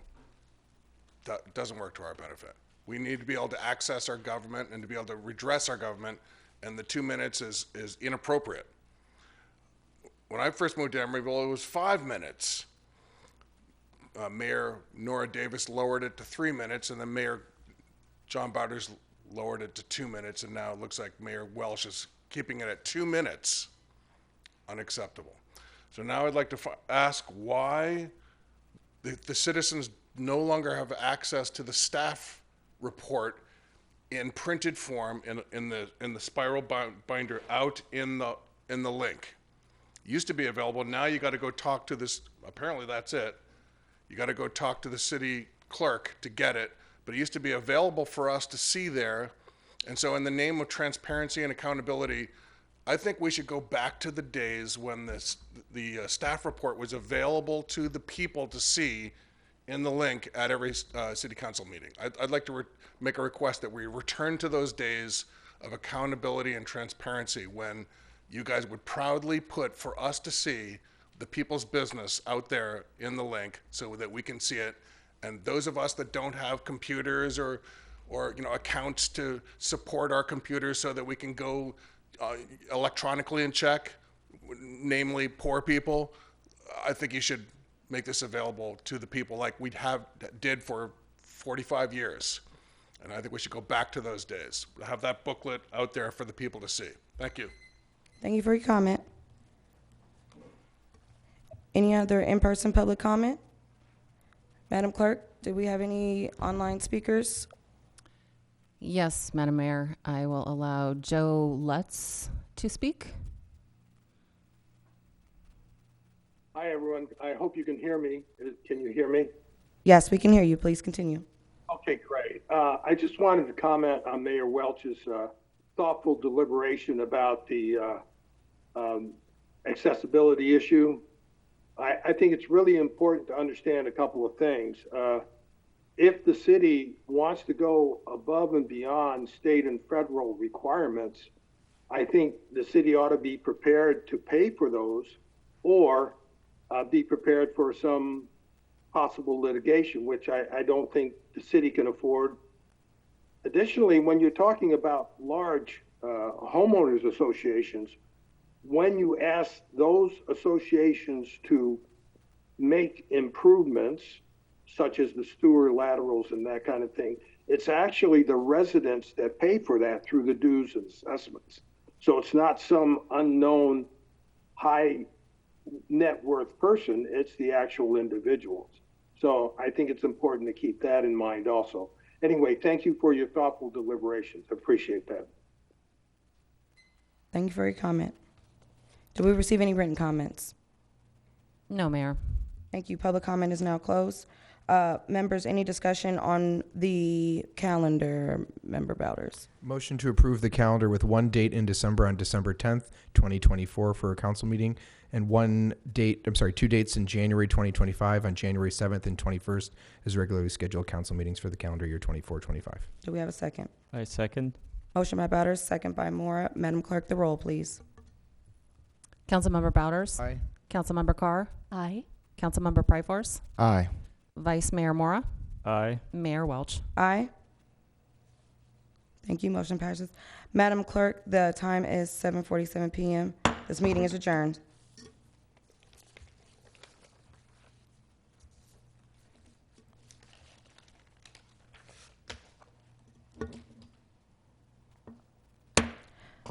Madam Clerk, the time is 7:47 p.m. I call to order this regular meeting of the Emeryville City Council. This meeting is being conducted in a hybrid format. You can join us here at 1333 Park Avenue here in Emeryville, or you can join us on Zoom using the information provided on the agenda. Madam Clerk, please note that all members are still present. Item 3, approval of the final agenda. Do I have a motion to approve the final agenda? I move approval. Actually, one moment. My apologies. Members, I would actually like to make an adjustment under our action items. I would like to take item 12.5 first, 12.4 second, 12.2 third, 12.3 fourth, and 12.1 fifth in order of saving time and knowing that item 12.1 will be an item of great interest, leaving time for more discussion and public comment. Is everyone agreeable to that? Is that a motion? That is a motion. I'll second your motion. Motion by Welch, second by Bowders. Madam Clerk, please call the roll. Councilmember Bowders. Aye. Councilmember Carr. Aye. Councilmember Pryforce. Aye. Vice Mayor Mora. Aye. And Mayor Welch. Aye. Item 4, special orders of the day. There are none. Item 5, announcement of commission and committee vacancies. Madam Clerk. Thank you, Madam Mayor. Mayor and Council, just wanted to let you know that there has been a resignation on the EDAC committee. It is Virginia Williams Belhaj resigned from the committee. So that position will be included in the next recruitment. Thank you. That's all I have to report. Thank you. Item 6, council member special announcements and reports on meetings and attendance. Council members, any special reports or announcements? Seeing and hearing none. Item 7, city manager's report. Nothing to report, Madam Mayor. Thank you, Mr. City Manager. Item 8, ex parte communications. Members, please review the agenda carefully. There are quite a few items. Does anyone have any ex parte communications to report? Member Pryforce. I had a conversation with Brian Donahue today about the LPR technology use on item 12.1, and I apologize to Mr. Donahue for showing laughter or giggling or that sort of thing. It wasn't professional, so I apologize for that. Any other members? Member Carr. 12.2, I had a conversation with a community member on that. Okay. Any other ex parte communications to report? Thank you, members. Item 9, public comment for the consent agenda and items not on the agenda. Any member of the public that would like to make a comment on the consent agenda or items not on the agenda can do so now. You will have 2 minutes to do so. 2 minutes. Thank you. Kudos to Councilmember Pryforce, who did what other council members have not done, and that is to say during ex parte communications that their council members spoke to me. Historically, no council members other than Mr. Pryforce have done that. So kudos to Mr. Pryforce. Apparently, you guys don't think it's, you'd rather keep that hidden from the public. But I'm here to talk about our new mayor. Mayor Courtney Welsh. It's a written statement. I don't usually do written statements, usually speak off the cuff, but I decided to do it in writing. Mayor Welsh does not have a public servant's heart. She will not countenance looking into her the people looking into her publicly made claims. That's something that's unacceptable for a public servant.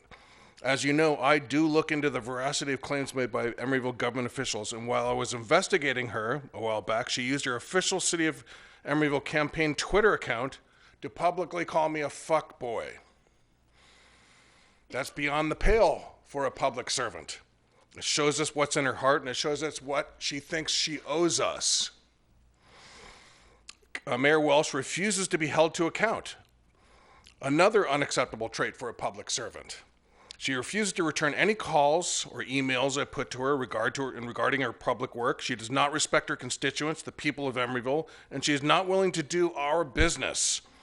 If she were, she would allow us to ask questions of her work putatively done in our interest. There is never one time offered that the citizens may have any questions answered by her. Like John Bowders before her, Mayor Bowders, former Mayor Bowders, she will not give any press conferences or return citizens' calls, emails, or texts if the questions are tough. There is never any time when they hold themselves to be accountable. For your comment. Okay, Thank so you. you're cutting me off for 2 minutes. You're going to cut everybody off for 2 minutes. Thank you for your comment. Thank you for your comment. Thank you for your comment. Thank you for your comment. Madam Clerk, do we receive any written comments? No, Mayor, we did not. Is there anyone online that would like to make a comment? No, Mayor. Thank you very much. Public comment is closed. Oh.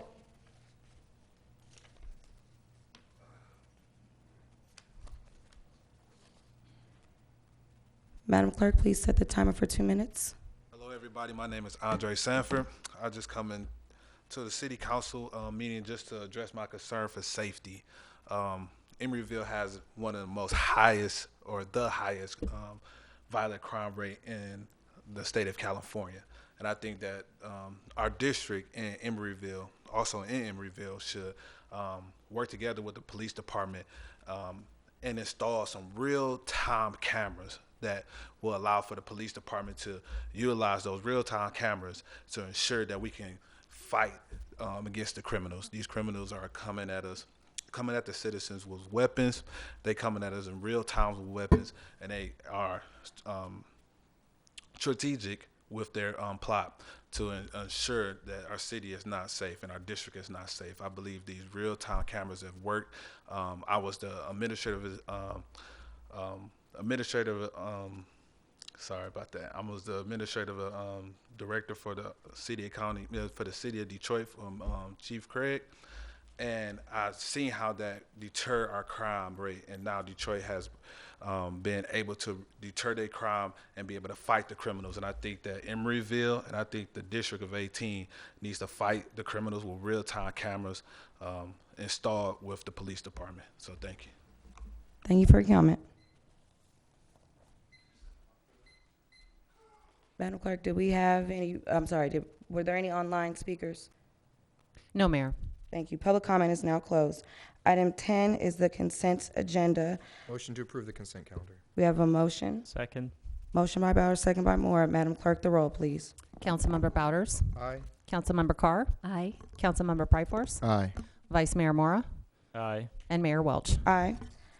There are no public hearings. Going on to our action items, item 12. We will begin with item 12.5, which is this adopting the council regular meeting schedule for February 2024 through January 2025. We just performed this last meeting with the successor agency. I'm assuming we all want to keep them on the same schedule. So do we have a motion? Public comment. Oh, sorry, yes. Public comment on the item. If you would like to make a public comment on item 12.5, you can do so now. Madam Clerk, please set the timer for 2 minutes.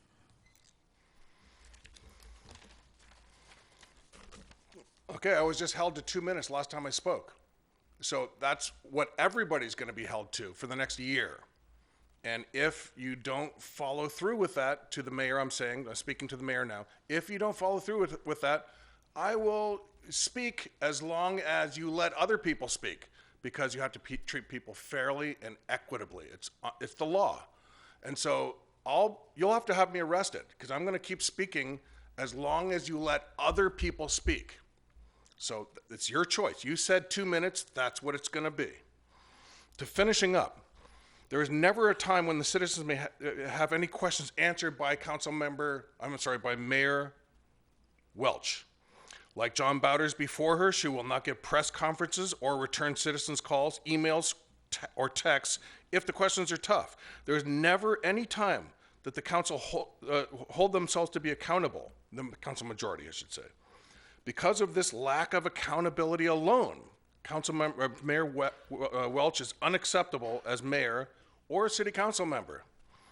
But then, so is John Bowders, the person that runs our town. If Courtney Welsh wants to be a real mayor, she should act like a mayor. She should dispense with publicly attacking people, especially her constituents, and she should be accountable to the people and transparent in her public dealings. She should be respectful to the people.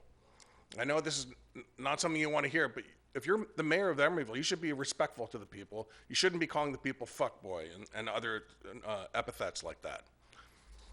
Thank you very much. Thank you for your comment.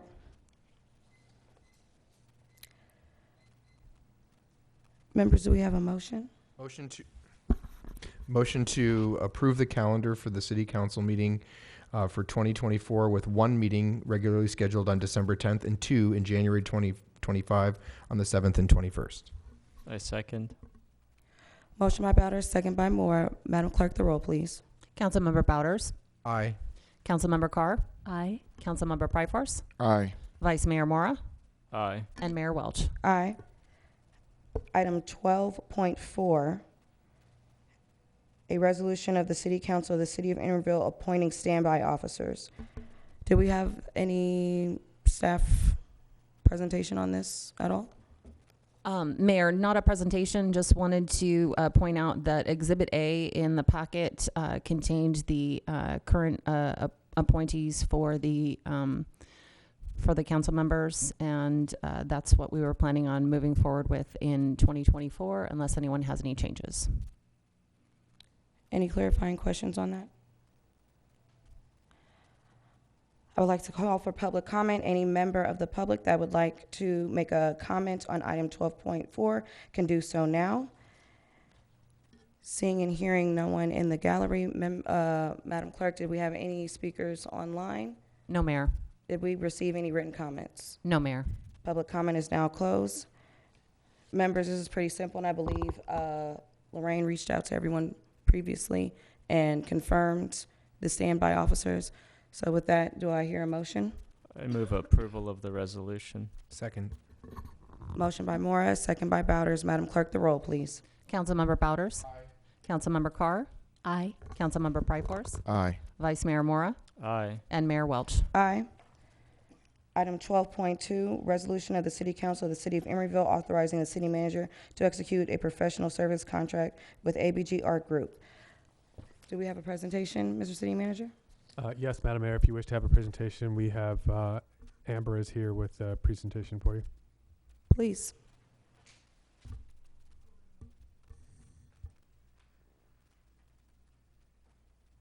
Good evening, Mayor and council members. I'm here tonight to bring to you support for the contract with ABG Art Group. With me tonight are Trent, Erica, Sorrell, and Steve. Their last names all are alliterations, so we will be able to remember them very well. And by the end, I'll use their last names. I'm Amber Evans, Community Economic Development Coordinator to you. And the reason Rotten City Fertile Ground is on this slide to introduce to you is part of the work they'll be doing is branding the cultural district for us. We're turning things from that Rotten City Fertile Ground article this weekend, really talked about that. Next slide, please. As I said, we have both ABG Art Group. We did an RFP process. We came to the conclusion of ABG Art Group, which will really work to support the ad hoc committee, the partners, and you'll see them in just a moment. They'll work with us for art installation, artist engagement, and district branding. They then have District Works, who are already working with us on installing the artwork at our bus shelters. They will be a sub-consultant. They'll do event management and social media campaign. Next slide, please. I just introduced the team, so we'll move in person, so we'll move to the next slide. I just wanted to point out, while you only have one representative here tonight from District Works, one of the things we were impressed about the combination of this team was the breadth of knowledge, but also the depth, the body of people that are available for events and other activities related to the cultural district. Next slide, please. The other strength we found in this proposal versus others was how much of the money, 75% of the funds that we've received from the state for the cultural arts district, this is all grant funds, that we were awarded in June and we're now putting into contract, 75% of that going out to programs and artists, 20% going to ABG Art Group, and 5%, 6% to District Works. And I'll go through each of these items on the next slides quickly. If I can go to the next slide. Yep, next one. As I mentioned, these are the partner that I would tell you who the partners are. Jared's Pottery, Wareham, Pixar, 45th Street Art Co-op, Compound Gallery, Emory Arts, and not pictured here, us, the city. And we will be looking to Erica to work with us on the administrative, that we've been meeting monthly with all of these partners. And we will continue part of the scope that we took out of this project in this contract, but is still part of the work we've committed to the state to do, is looking at the feasibility of the Art Center. So they'll be coordinating with those consultants, which will be coming to you as a separate item in the future. Next slide. As I said, they'll be branding and marketing the district, and so there'll be a social media campaign, a web presence, materials for hotels, and district signage, and that's the whole team working with us on that. Next slide. We'll be working with ABG Art Group on really creating support for local artists and new markets. The state was very clear that they wanted money flowing to artists. They wanted to see the cultural districts. We're one of a pilot that is about the makers in our space versus a venue you might visit. And so we're looking at venues where artists' work can be displayed, or sold. New businesses might be furnishing their businesses. Can they work with local artists? And in that process, rolling out with our visual art grants, they'll be building a database for us of local artists so that we can continue to let them know about the events and the activities we have throughout the 2 years of this program. Next slide, please. As I said, events, and district is supporting us with that. We're going to have monthly events. They might look a little different each month. We're going to talk about that after we kick off with the partners, because this is a partnership that is an ad hoc committee to the city. They'll have some input into what those events look like. And then we expect to have 2 marquee events each year. And we'll be rolling that out and describing that, and we'll be working with the partnership. Next slide, please. You know that we have this public art map that we've been throwing around for quite a few years. We're going to update that with a lot of the new art that we have, as well as integrate that with the cultural district. Use those for public art tours, have artist open studios, talk about QR codes on both art that we have in place, but also maker spaces. We'll be printing 10,000 new maps, and we'll be distributing those to at least 20 venues. Next slide. There'll be new installations of artwork, both in signage, banners, actual augmented reality, wall relief, projection of local artists' work onto walls. Other ideas as the discussion moves forward. Next slide, please. And a little bit of money and a little bit of thought about something that's possible for them to help us with artists getting access to information about our existing affordable housing resources, and to the extent that we explore collaborations under new law that is allowing for set-asides for artists in cultural districts, AB 18, that may be something that they assist us with. And the final slide is just to thank you for the support of the cultural district, support of the partners. We're really excited about the program that this team can bring for us and what that will bring to the city and the arts. This is new ground for us, where we're moving into the performing arts. We've been a 30-year, 50-year visual arts city, and how do we start doing new collaborations with performing arts through these efforts? I'm available for any questions, as are the team. Thank you. Thank you, Amber. Did anyone have any clarifying questions before public comment? Seeing and hearing none, I will now call for public comment. Any member of the public that wants to make a comment on item 12.2 can do so now for 2 minutes. Okay, so I heard Madam Clerk? Pixar mentioned. Pixar Corporation, Pixar Disney, the multi-billion-dollar corporation in our midst. And insofar that this group is forwarding the Pixar as a legitimate business, let me remind the 5 of you and everybody watching that in 2004, the people of Emeryville, the city of Emeryville, were offered a vote. It was called Measures T and U. Should we allow Pixar to expand their campus dramatically? And Pixar at the time said, yes, we want you to vote to allow us to expand our campus, otherwise we're leaving Emeryville. And if you vote yes on this, TNU, we will continue to fund Emeryville schools very generously, like they had been doing in the year before that. They gave over $100,000 to the Emeryville schools. After the citizens voted yes to TNU to allow Pixar to expand their campus, they immediately shut off the spigot for the Emeryville schools. And since then, that time in 2004, they've given the goose egg, zero, nothing, no money to the Emeryville schools. So they reneged on their promise to fund our schools if we allowed them to expand their campus. So anything that you do, the 5 of you collectively, to buoy up Pixar, or to give them legitimacy as if they were a legitimate corporate presence in our midst, I say shame on you. No, don't do it. They lied to us about supporting our schools. We should ask them, tell them, we expect you, Pixar, to support Emeryville schools like you promised you would in 2004, and that they have reneged on. So there you go. Here's your chance to do something about that. Thank you. Thank you for your comment. Any discussion from members? If not, do I hear a motion? Member Bowders. Thank you, Madam Mayor. I just want to thank Amber Evans, and I want to thank the team of the consultants who are helping to continue the good work of the Rotten City Art District. And I look forward to your work. It's extremely instrumental in helping develop the economy of the city and also preserve its cultural identity. I make a motion to approve. I second. Motion by Bowders, second by Mora. Madam Clerk, the roll, please. Councilmember Bowders. Aye. Councilmember Carr. Aye. Councilmember Pryforce. Aye. Vice Mayor Mora.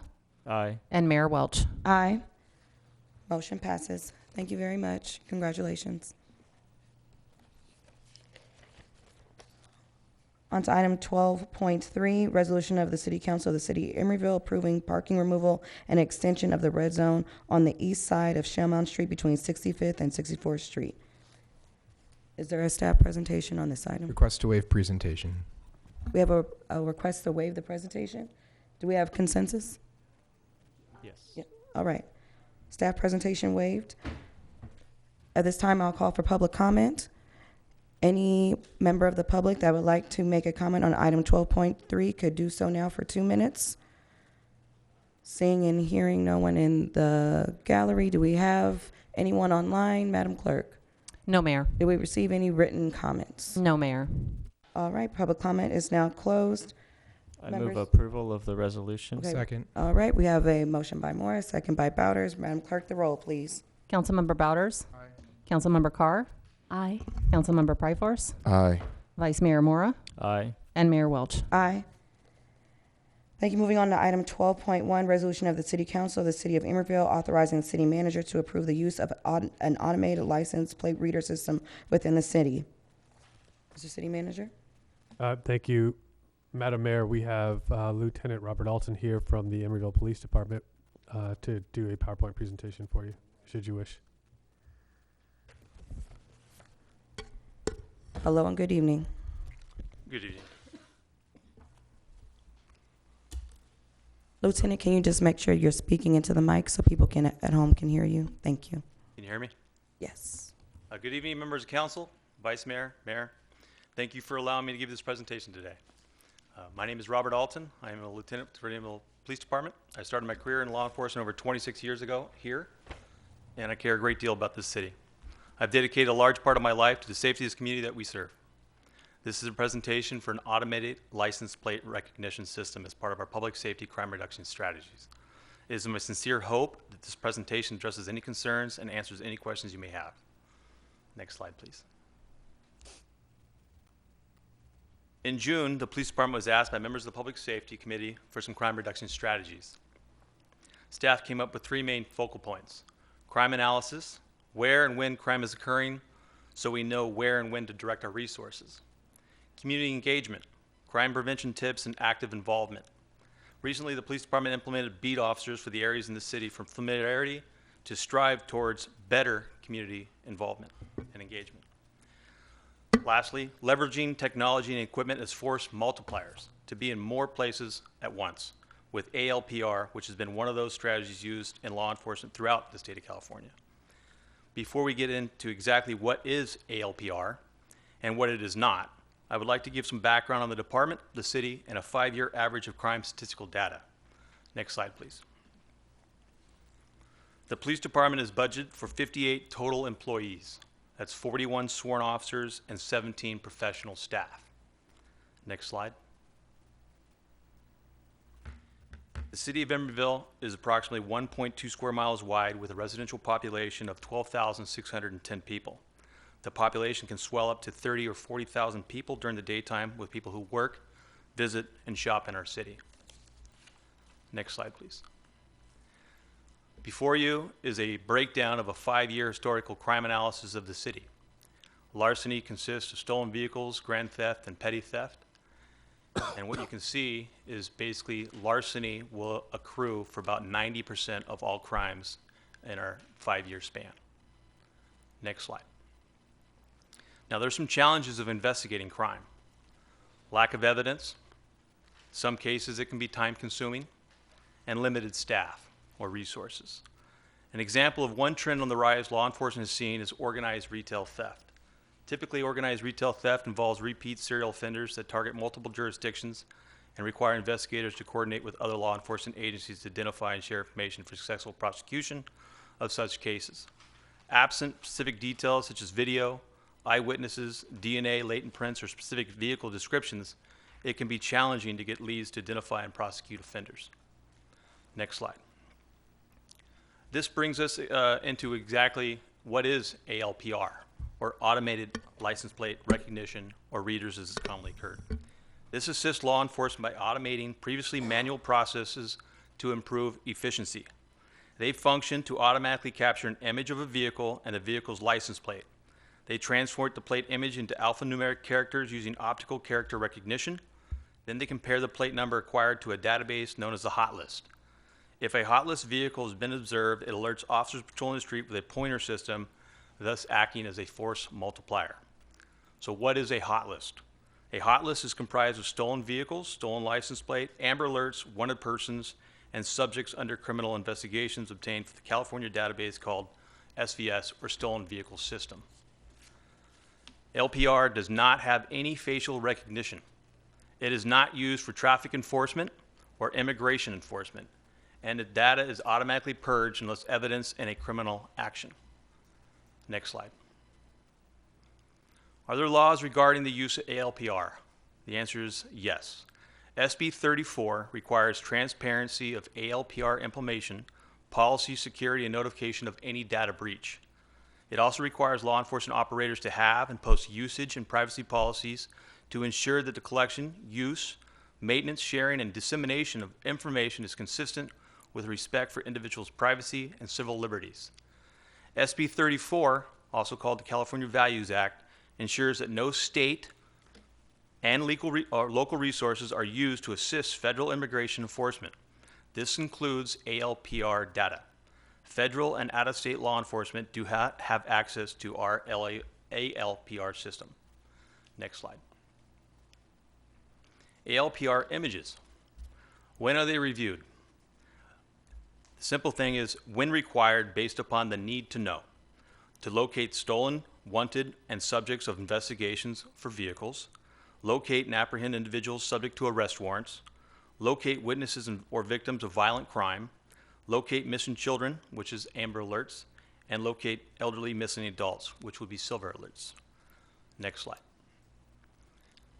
ALPR systems only provide law enforcement with a pointer for one moment in time and location a vehicle was seen to provide leads to support criminal investigations. There is no personal identifying information. Think of a police officer standing on a street corner simply writing down license plates of every passing vehicle and quickly determining if the vehicle is wanted. Next slide. Can ALPR devices see into my vehicle? ALPR are not like red light or traffic cameras. ALPR devices do not have illumination to aid in the identification of the occupants. In addition, the photo is taken of the rear of the car. Next slide. ALPR data do not collect personal identifying information. The system only contains the data sets of license plate numbers, photos of vehicles, and geospatial locations where the images were captured. There is no connectivity in the ALPR system to the vehicle's registration information or the driver's license information of the owner. Next slide. Who has access to the ALPR system? Only law enforcement personnel that have an official and legitimate law enforcement purpose, a criminal case or incident number, and a lawful purpose with a need and right to know. Law enforcement personnel must be approved to use it by their agency. They must have the training, a unique login username and password, and again, federal and out-of-state law enforcement agencies do not have access. Next slide, please. Privacy protections. Footage is owned by Emeryville. It's never sold or shared. There will be a 30-day data retention period, then it is deleted. It is hardwired to automatically delete and cannot be recovered. Reduces human bias by detecting objective data and detecting events that are objectively illegal, i.e. a stolen vehicle. All data is secured securely in an Oz cloud. Oz is Amazon Web Services with end-to-end encryption. Search region is required for an audit trail. There is no facial recognition. Again, there's no personal identifying information in an ALPR system. It's not used for traffic enforcement. It's not used for immigration enforcement. And it's not connected to registration data or any third-party databases such as Carfax or the DMV. Next slide, please. This is an example of what an ALPR camera will look like.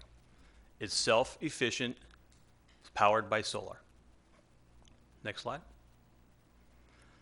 This is an example of what an actual ALPR picture would look like.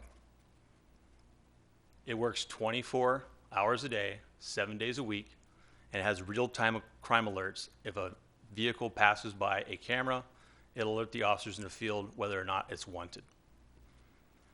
Next slide. How does it prevent crime? It's proactive. Again, it has real-time crime alerts when stolen or wanted vehicles enter our city.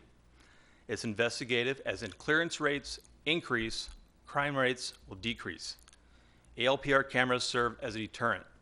When you know a camera's there, you're going to think twice about committing a crime. ALPR cameras alert officers in real time when vehicles on the hot list pass through a particular area. The alerts go to the officers and they can start toward the area. One of two things is going to occur. The vehicle will be located and investigated, or the vehicle is going to flee and leave the area before crime is committed. Potential criminal acts prevented. Next slide. So where should the cameras get placed? What we used was crime statistics, data where the crime is occurring, and where the ingress and egress of vehicles is most popular. Next slide. This is an example of a heat map. This is from July of 2023. The circles are where automobile burglaries occurred. When it gets red and orange is more of a concentration. Now, pay particular attention to the slide, because the next places, if you could overlay this map on top of those, you'll see where the cameras were placed. Next slide, please. This is option 1. This is a 48 ALPR camera system. The cameras are in red. Now, prior slide, if you laid it on top, you'll see that this is where the crime is occurring. This is also in the most prominent intersection where we see the most egress and ingress of vehicles that would pass through a certain area and would alert an officer to a specific area when they're not in that particular area as a force multiplier. Next slide. This is option 2. This is minus 16 cameras. This is a 32 camera ALPR system. Again, the ones in green are going to show the next slide that they're going to disappear. Some of the cameras have already been deleted from option 1. Option 2, please, or 3, next slide. This is a 16 camera ALPR system. Again, this is taken from the crime map using where crime is occurring in the most significant intersections of where we see the most egress and ingress of vehicles. Next slide, please.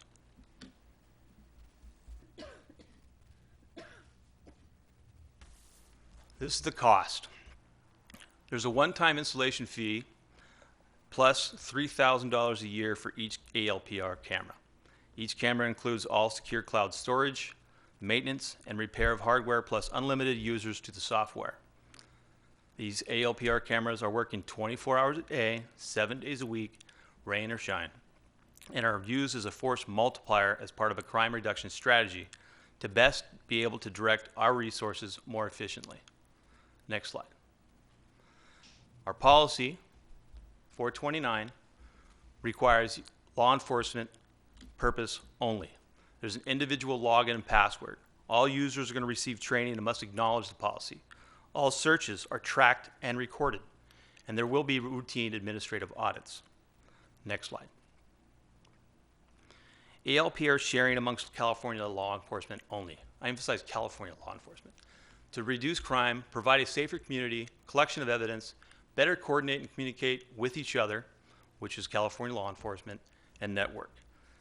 Emphasis on California law enforcement is out-of-state LEAs or law enforcement agencies and federal law enforcement do not have access. This is in full compliance with SB 54, which is California Values Act. Emeryville is 1.2 square miles, and data has shown most offenders do not reside in Emeryville. Furthermore, we have seen offenders are mobile, and they use cars. Sharing allows officers from our jurisdiction to coordinate with officers and investigators from other agencies to collect evidence and prosecute serial offenders such as organized retail theft, robberies, and other crimes. The sharing of information promotes a safer practice of policing by using objective data. It also provides a safer policing for the officers that they will work together to efficiently work cases and share evidence in the prosecution of serial offenders. Next slide. This is an example of agencies currently using flock LPR, or license plate recognition. There are over probably 500 agencies in the state of California. What we've highlighted is some of the agencies here in Alameda County. Now, here in Alameda County, all but 2 agencies out of 21 are using flock LPR as part of their crime reduction strategies. Next slide, please. This is a case study from Vacaville PD, and they've seen a deduction and reported vehicle thefts of 33%. They've seen an increase in arrests related to vehicle thefts of 35%. And they have requested of seeing 2 times the increase in the number of cameras as they've seen success. This is a quote by their chief.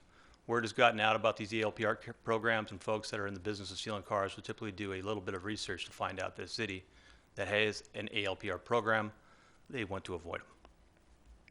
Next slide. This is another example of a case study from San Marino PD. They've seen a 70% decrease in residential burglaries, a 19% decrease in Part 1 crimes, and a 36% increase for requested number of cameras. As the number of cases are cleared, crime rates respond accordingly. Next slide, please. This is another example of a case study from San Bruno PD. In January of 2022, 5 suspects did a smash and grab jewelry store and are chased off by the owner. Here's what didn't make the news. The suspect vehicle was identified through ALPR, and they thought the suspects would try again, so they were there waiting for them. When they received the alert, they intercepted them before they had a chance to commit the robbery and arrested them. Next slide, please. That concludes my presentation. Comments? Questions? Thank you, Lieutenant. Did anyone have any clarifying questions before we move on to public comment? Member Carr. Thank you, Lieutenant Alton, for your presentation and for your service to our city. I appreciate it, living next to the police station. Thank you. In 2020, while I was at the Watergate HOA, I was on the Watergate HOA board, a community member had stated in a board meeting that ALPR is a ubiquitous device in Emeryville. Based on your presentation and the fact that it's being requested, I'm not sure if that's true. So I'm just trying to understand if Emeryville previously had it and had it as a ubiquitous device, why was it removed? Or is that not correct information that I had in 2020? The Watergate flock camera was private. It didn't have any real-time crime alerts because Emeryville did not have an MOU to use a real-time crime alert system. So if a vehicle passed through your camera system, we never knew about it. We'd only know after the fact, which would be cold data. We want real-time crime data. So if a car passes through a certain area, we'll get an alert real-time with the officers in the field, and they can respond to it now, rather than 3-4 days later. I see. So the answer to my question is, in 2020, it was not a ubiquitous device in Emeryville. Means Emeryville didn't have it. We did not have a platform for real-time crime alerts, so But we never had flock. I see. And so Watergate, I think, got it in 2020, and then would they have had real-time data through other neighboring cities that you showed on your presentation slide? They would not have. Okay, and why is that? Because you have to have an MOU to be able to use it. So in order to use a either real-time crime center or real-time alerts for ALPR, you have to have a platform with a vendor in order to use it. We never had that platform in place. It would have to be a platform with the PD? Yes. With the local PD, not the PDs of the neighboring cities? Correct. Thank you. Vice Mayor Moore. I just wanted to clarify how the overall system works. So you mentioned there's the hot lists of stolen vehicles. So say we had these cameras on the entry points to the city, a stolen vehicle or stolen plate comes through. There's an automatic ping that goes to the department, alerts you of the vehicle, make, model, direction it's going, and an officer can be dispatched to possibly intercept or look at the situation. The other use case, it sounds like, and this is kind of where some of the privacy concerns come into play, where there's a database of the 30 days of vehicles that have driven through. These are presumably ones that have not triggered the hot list because they were not reported stolen, but these vehicles might be relevant to some other investigation, so an officer might be able to then query that database, but they need to log in with there's an audit trail. They log in with their information, they put the case number in there, so there's a clear reason why they are looking for this information, right? And then at that point, they're able to do that query, and there's going to be an audit trail, and there's also state law that limits how the information can be saved. Am I understanding that? Did I summarize that correctly? Yes. Yes, you did. Thank you. Member Pryforce, did you have your hand up? I just wanted to share that when it comes to the technology, that the technology cannot exist as a silo. It has to be networked with other systems. And what we had was that we had essentially because we never deployed a system, we had an offline system. So even if you have the technology, so if a person can get ALPR technology in their home, right?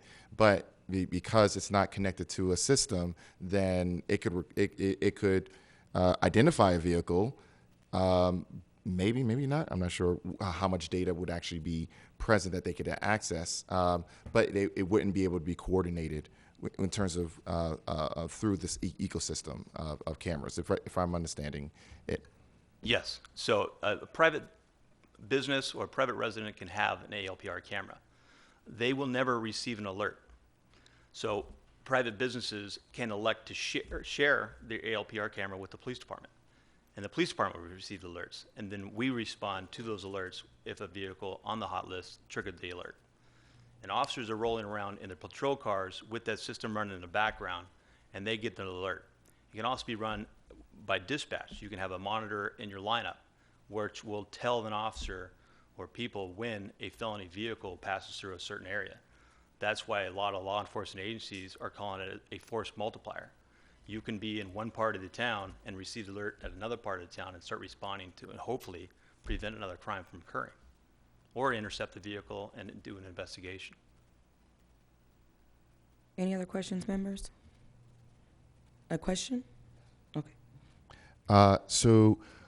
Because we don't have ALPR technology, what do we currently have at our disposal to identify and prevent larceny acts, identify stolen vehicles, et cetera? Good old-fashioned police work. So we do have some mobile cameras that are in use now, but it's only as good if the people log in and use the system. So good old-fashioned police work. All right. Everyone set on questions? At this time, I'll call for public comment. Any member of the public that would like to comment on item 12.1 can do so now for 2 minutes. We'll take in-person speakers first, and then anyone online, and then written comments. Madam Clerk, could you please set the time for 2 minutes? Scott Donahue, 1420 45th Street. I like the staff proposal of starting out with the 16 cameras. I think that's cost effective. See how it goes. I think that Watergate would be really interested in participating because there are large garages that just have people driving in. And this would allow the system, as I understand it, for private communities to install these on their property and submit their data into the system. And I think that would be a net positive for our city. And I urge you to move forward with this. Thank you. Thank you, former Councilmember Donahue. Madam Clerk, do we have any online speakers? You come to, okay, thank you. Hello, Council. My name is Andre again. I just want to applaud the police officers for coming up with their proposal, and I just want to urge the council to get it right. Our original goal for our government, American government, is to protect people from conflict. So we should be trying to protect people from conflict, right? We've been seeing an uptick in Emeryville for quite some time right now. So we should be protecting people from conflict and providing law and order, right? And this tool will help us continue to have law and order, real-time cameras to ensure that our citizens are safe. And we need to put our citizens safe for once in California, and Emeryville, and District 18. So just a little bit of stats. I know he ran through them. Although Emeryville have a little over 12,000 citizens, they have the highest crime rate in the state, with property rate of 165.71 incident per 1,000, and a violent crime rate of 11.24 incident rate of 1,000. As of October, Emeryville robbery rate is up to date, carjacking is up to date, and auto burglary having consistent of over 500 incidents. Emeryville citizens need support, and our police officers need support. With only 41 officers, we need to give our officers every option to stop crime. So please, I urge you that you vote yes on this. My wife and I was robbed at gunpoint twice with our 1-year-old son. So I'm urging all the cities in District 18 to employ all your funding to stop crime. Thank you. Thank you for your comment.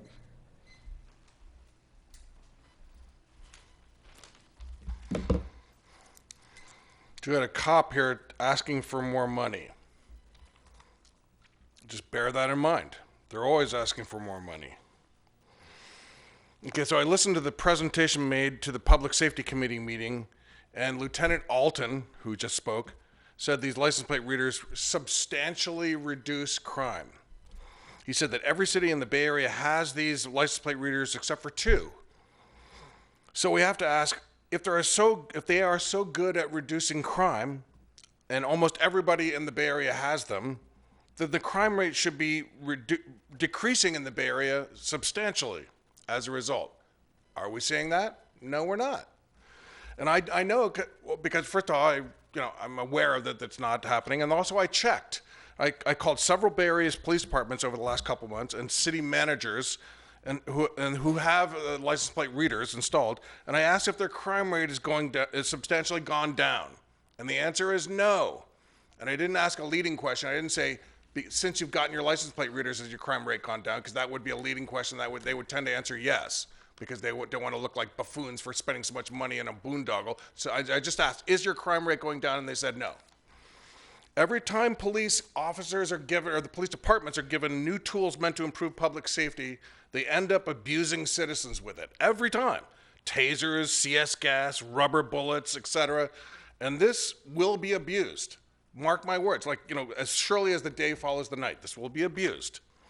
And furthermore, today I spoke to Lieutenant Alton, and I asked him to tell you, the 5 of you, the decision makers, about the cities in the Bay Area that did not see a reduction in crime, so that you could have the full picture. And he didn't do that tonight. He only told you of the 3 cities he mentioned that saw a reduction in crime. We'll have to believe him. But he didn't tell you about the cities that did not. Thank you for your comment. Thank you for your comment. Thank you for your comment. Members, I turn to you for discussion. Oh, no, I don't. Do we have any written comments? Mayor, we have 2 raised hands online. Would you like me to let them? Yes, I would. Okay. Joe Lutz, I'm going to allow you to talk. Can you all hear me? Yes, we can. Okay, thank you.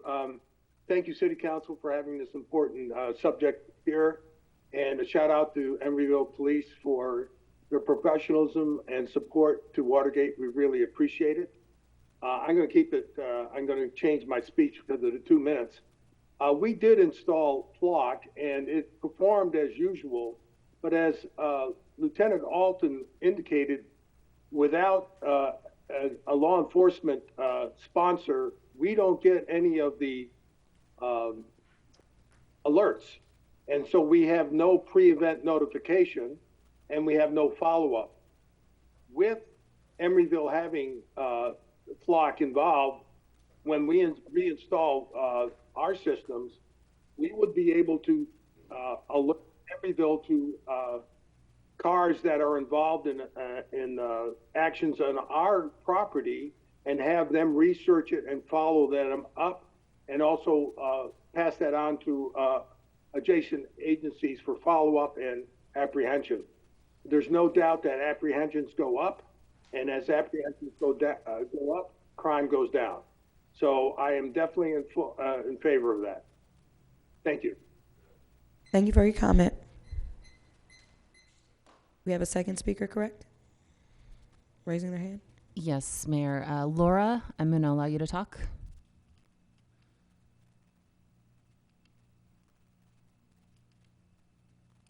Thank you so much for allowing me to speak this evening. My name is Laura Brastel, and I'm the asset manager for Federal Realty responsible for East Bay Bridge Shopping Center. The merchants and restaurants there generate significant revenue for the city in the form of business license fees, real estate taxes, and sales tax revenue. They provide jobs within the community, and they offer convenient goods and services for Emeryville residents. Due to the recent alarming increase in retail theft, these benefits to your community are in jeopardy. Therefore, we ask the City Council to act quickly and decisively to arrest retail crime by all possible means. This evening, you have the opportunity to provide your police department with a powerful tool which has proven effective in many communities throughout California and the U.S. On behalf of your local East Bay Bridge merchants and the ownership of the shopping center, we urge you to allocate the maximum funding for this project. Thank you. Thank you for your comment. And Madam Clerk, we had written comments, correct? Yes, Mayor. There were 5 that were forwarded to the council. Laura was one of those. I'm sorry. There's another hand now raised online. Would you like me to allow that person to talk? Let them go ahead. All right, Fran, I'm going to give you permission to talk. Hi, can you hear me? Yes, we can.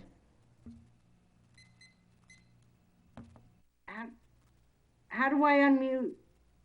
Oh, gosh. How do I unmute? Fran, we can hear you. Oh, okay. Thank you so much. Good evening, everyone. And I'm here to encourage the City of Emeryville to approve the installation of LPRs throughout the city. In the research I have done, the LPRs are overwhelmingly effective in catching criminals. Personally, I do not feel safe here anymore. After living here for 24 years, I have become disheartened to see so much crime all around the city. I feel that we will become more targeted when thieves figure out how easy it will be to commit crimes here if we don't have LPRs. I find it laughable that people are so worried about their privacy over the LPRs. If they are so concerned about their privacy, I suggest they stop using their cell phones and the internet, which have much more information on them than the LPRs ever could. So, and thank you, Lieutenant Alton, very, very much. Thank you for your comment. Mayor, there's one more raised hand online. Let him go ahead. Steve, I'm going to allow you to talk.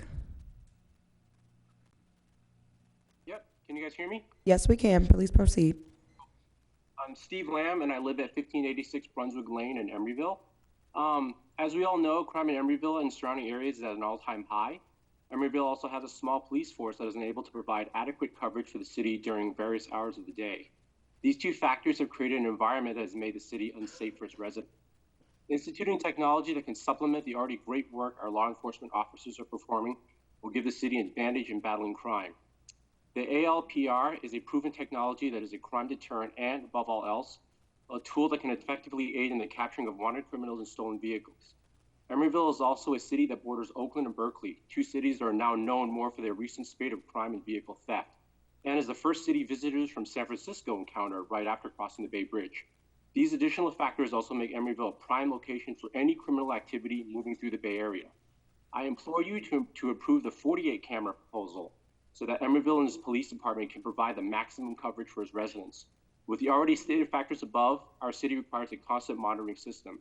If the 16 or 32 camera proposals are approved instead, I highly encourage the city to strategically place the camera at the exit and entry points previously referred to as Police Reporting District 5, the area containing the Bay Street Mall, Powell Street Plaza, and IKEA.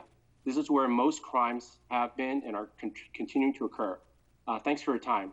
Also, just a quick note, I submitted a written proposal, so you can ignore that. So I just read that. Thank you for your comment. Thank you.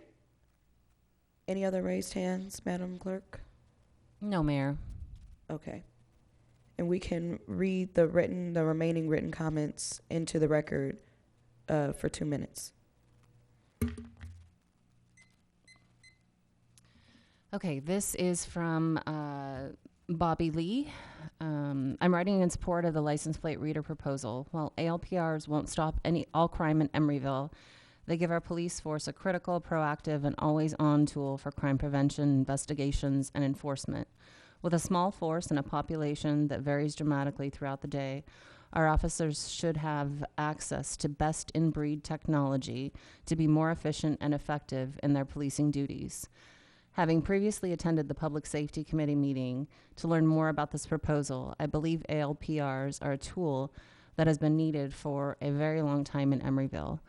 ALPRs have been proven effective within our neighboring jurisdictions, notably in Contra Costa County, in deterring crime and in capturing wanted criminals and locating stolen vehicles. In closing, I urge you to approve the 48 camera proposal to provide maximum coverage. Our city's borders are very porous and need as much coverage from these cameras as possible.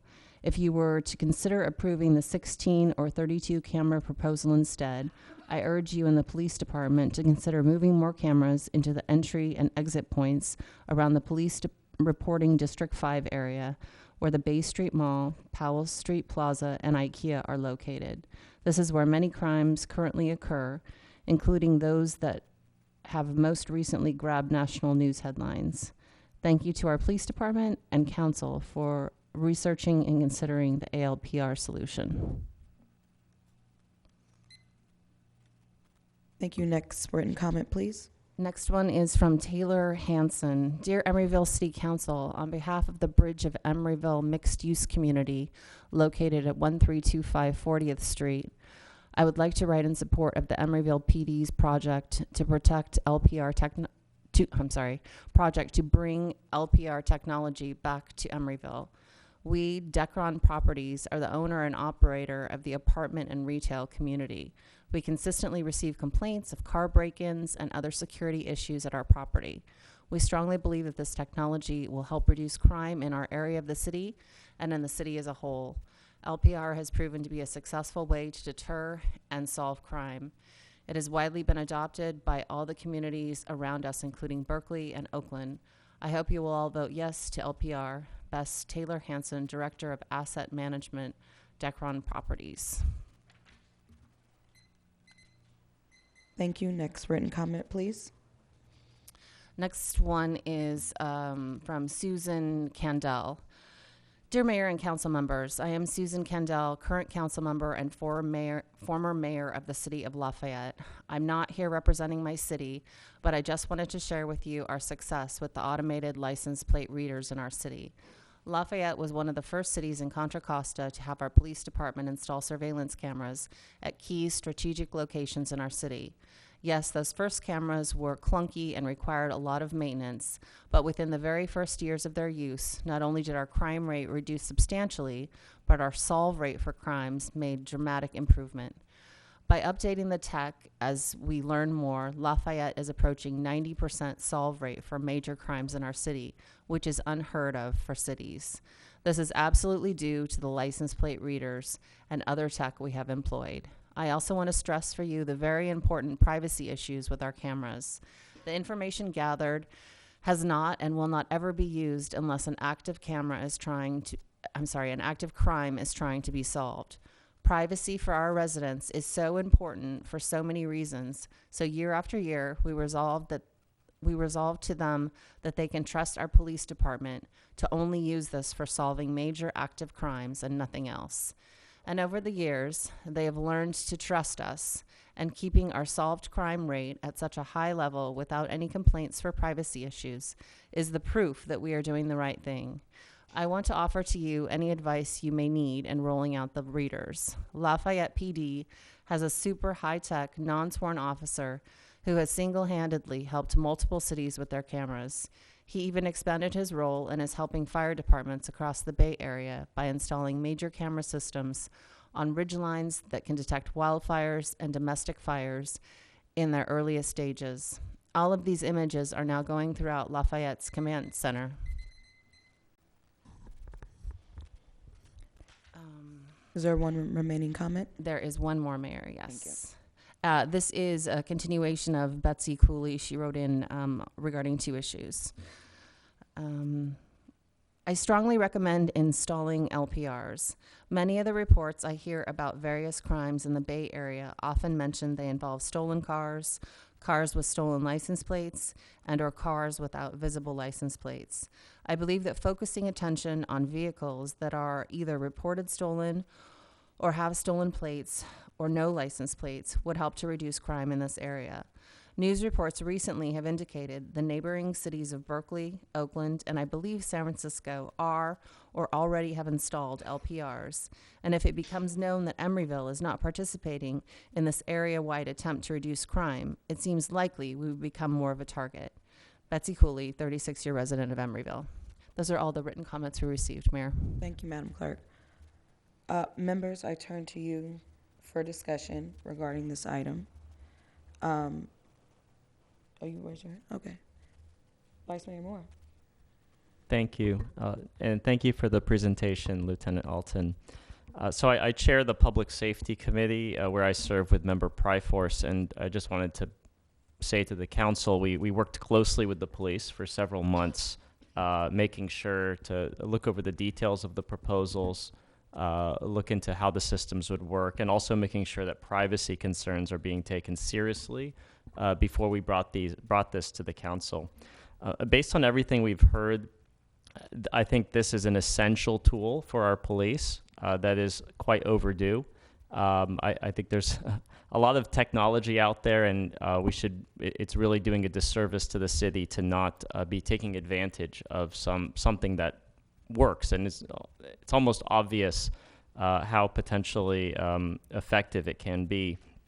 The stolen vehicles, stolen plates are, when you look at the cases for property crime, very often, I can't tell you, it's almost, it's so predictable how often the investigation just dead ends with the vehicle is stolen, that's it right there. The officers can't do anything else. There can be almost no follow-up. And follow-up is actually very difficult. If you just had the plate and you had the notice, then you can go after it.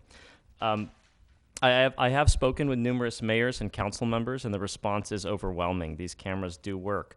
The one thing that gives me pause is the cost. These are not cheap, and the costs are not a one-time investment. For this reason, I do support the 16 cameras initially.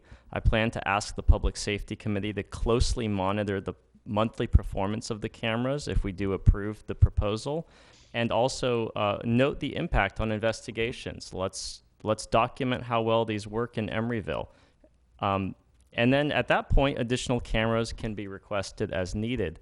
And simultaneously, we should reach out to commercial developments, HOAs, shopping centers, and let them know once this goes live that they have the ability to install their own flock camera and provide real-time alerts to the Emeryville Police Department and get a real-time response.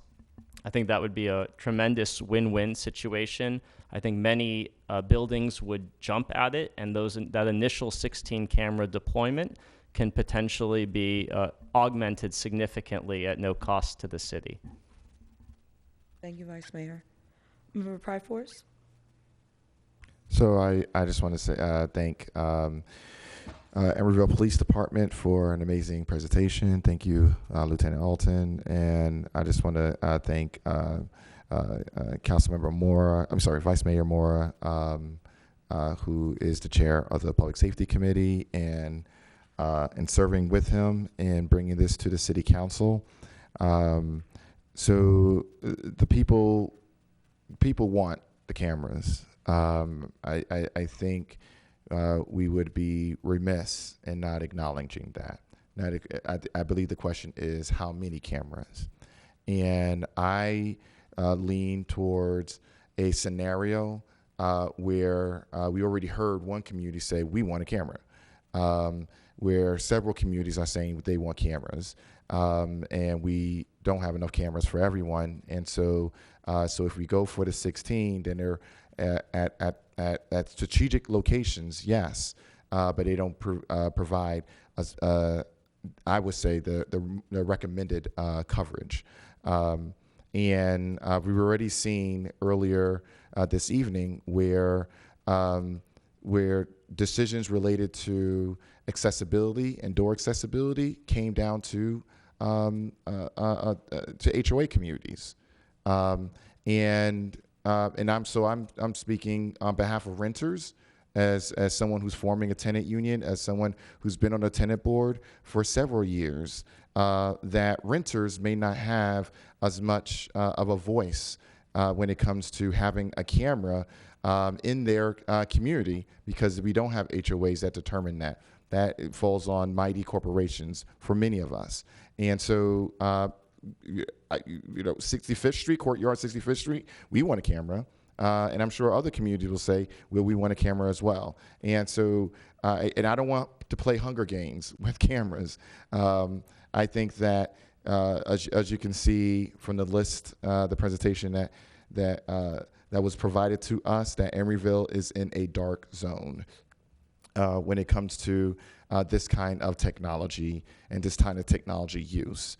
And I've actually invited those residents who have had concerns as relates to privacy to come speak to us. Fortunately, they weren't able to make it, or to send a comment card. Many of them haven't. And I'll continue to engage with them, because I do want this to be, because I believe in a rigorous debate when it comes to our democracy. It's healthy in our democracy to have these discussions, you have these debates. And so I can disagree with residents, but we can come at it, we can arrive at an impasse through these discussions and through these conversations.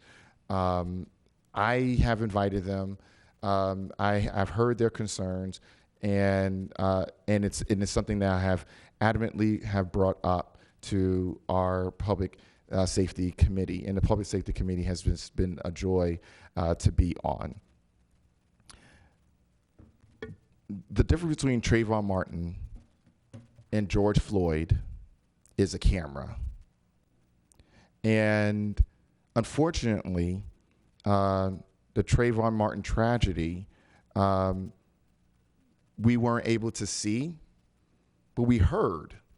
But even when we heard someone's life being taken, it was interpreted in a way that allowed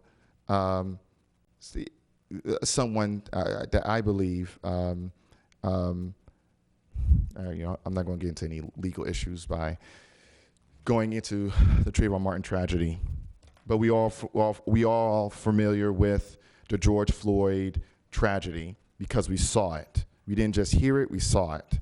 And so ALPR technology doesn't provide the kind of surveillance that would be similar in that case. It is a specific use camera that identifies these vehicles. it is a modern tool to address modern crime because every month, as Vice Mayor Moore and I have seen, most of the crimes that are taking place are being used with vehicles, either vehicles as they are weaponized, or they are stolen, or they're victimized. Either way, vehicles are at the center of our crime rates, and and I believe that by having the technology to identify them, and not just in small key areas, but in a way that actually provides some coverage to our city, I believe will address crime in a way that we really haven't addressed as a body for an entire year that I've been council member.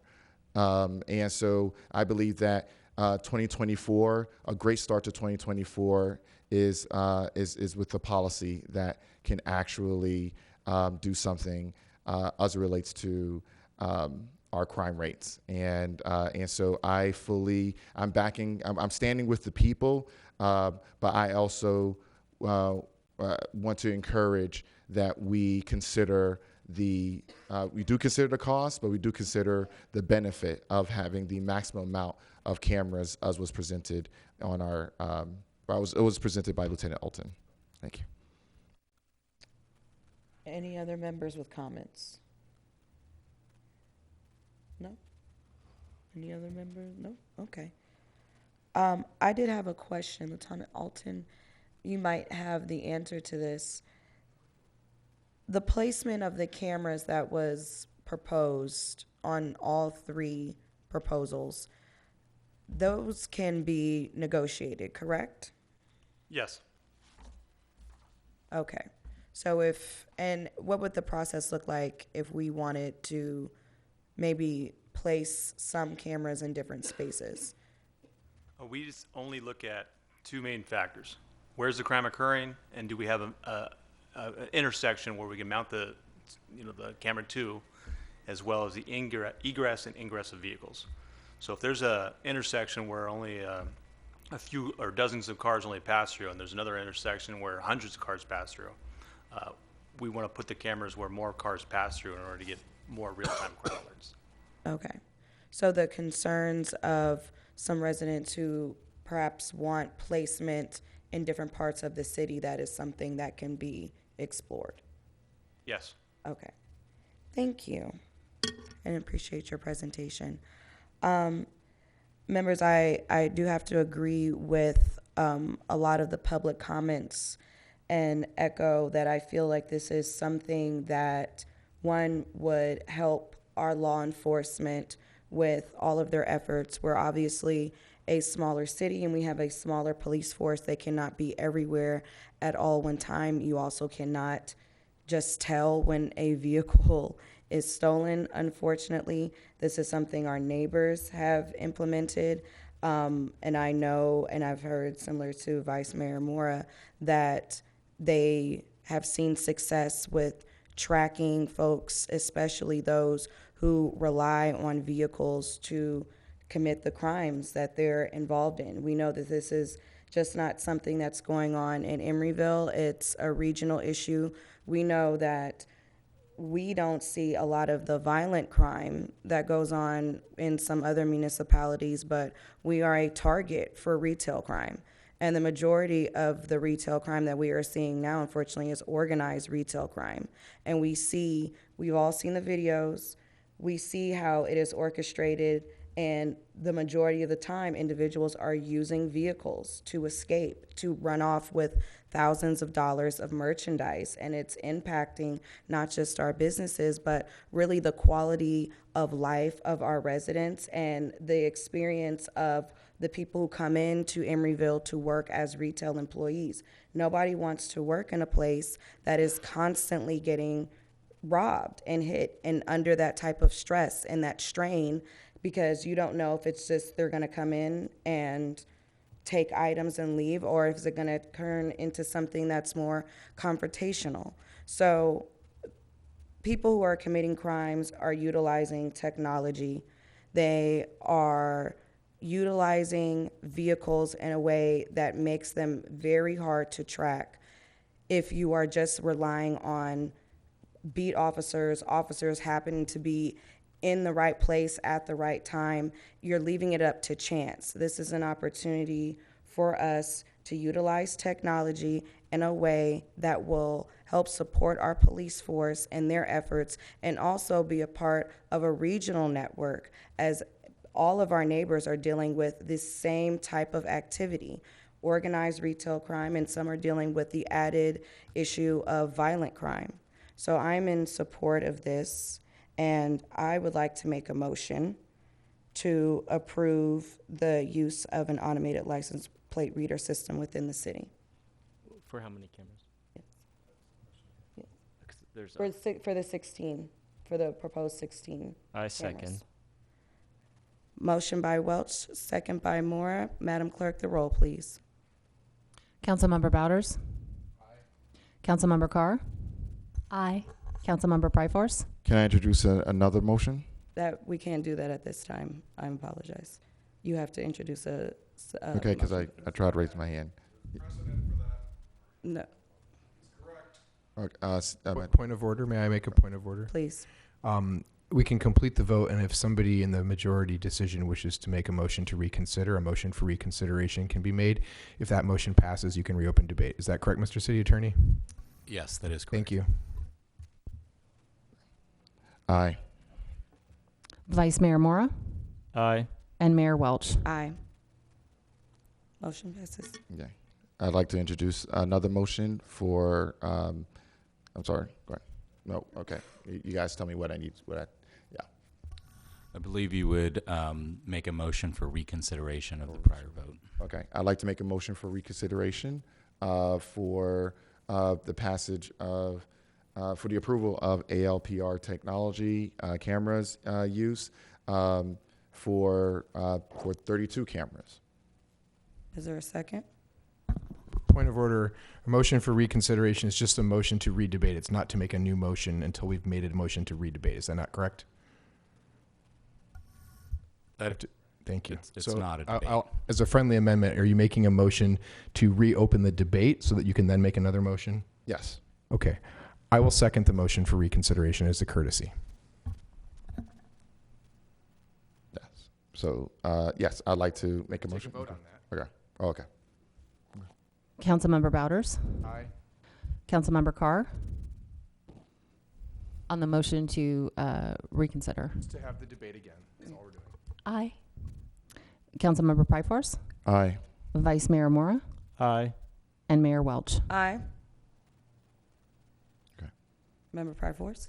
So yes. Do I make a motion or do I just talk or? Just No, you reopened the debate. Okay, So so, I'm giving you the floor. Okay. So I just want to share that my experience living where I live is very unique in the sense that this year alone we've had to deal with a blood on our walls at Courtyard 65th Street. Blood on our walls, people who have been shot. The FBI taking down doors in order to get into our building. Collaborations between different police departments because there were raids at Courtyards, and so when I think about 16 cameras, and so the max was 48. I'm willing to compromise on 32 because I know that at Courtyards that I would fight for us to have a camera. Because of where our location is, we may not get enough vehicular traffic, but in terms of the crime and the intensity of the crime, I would propose that, and so that is why I would like to make a motion for the use of ALPR technology, but in the amount of 32 cameras.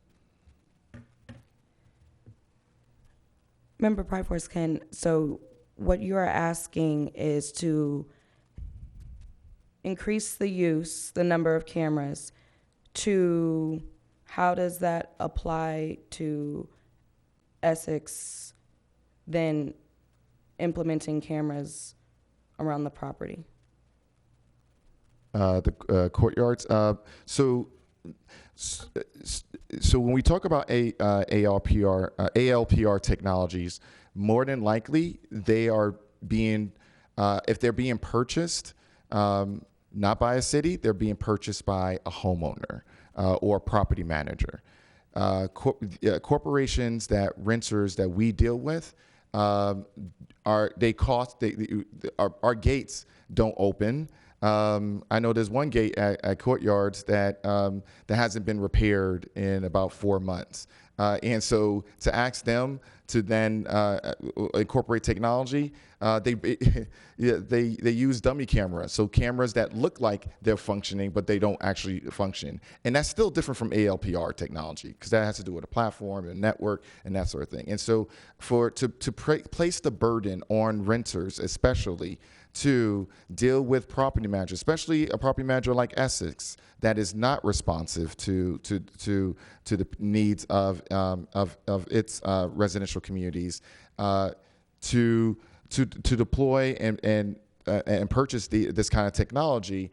Once again, the burden is being placed on the renters. And so what I'm asking is an increase in the number of cameras so that communities like myself, when I saw the number of cameras that went from 48 to 32, the 48 camera, there was several cameras at the courtyards. When it got to 32, there were no cameras around the courtyards, and of course, especially at 16, no cameras there. And so Watergate was able to purchase cameras on their own. There are some communities that are able to purchase cameras on their own. Renters were not able to do that, and so this is something where we're really at the mercy of the city.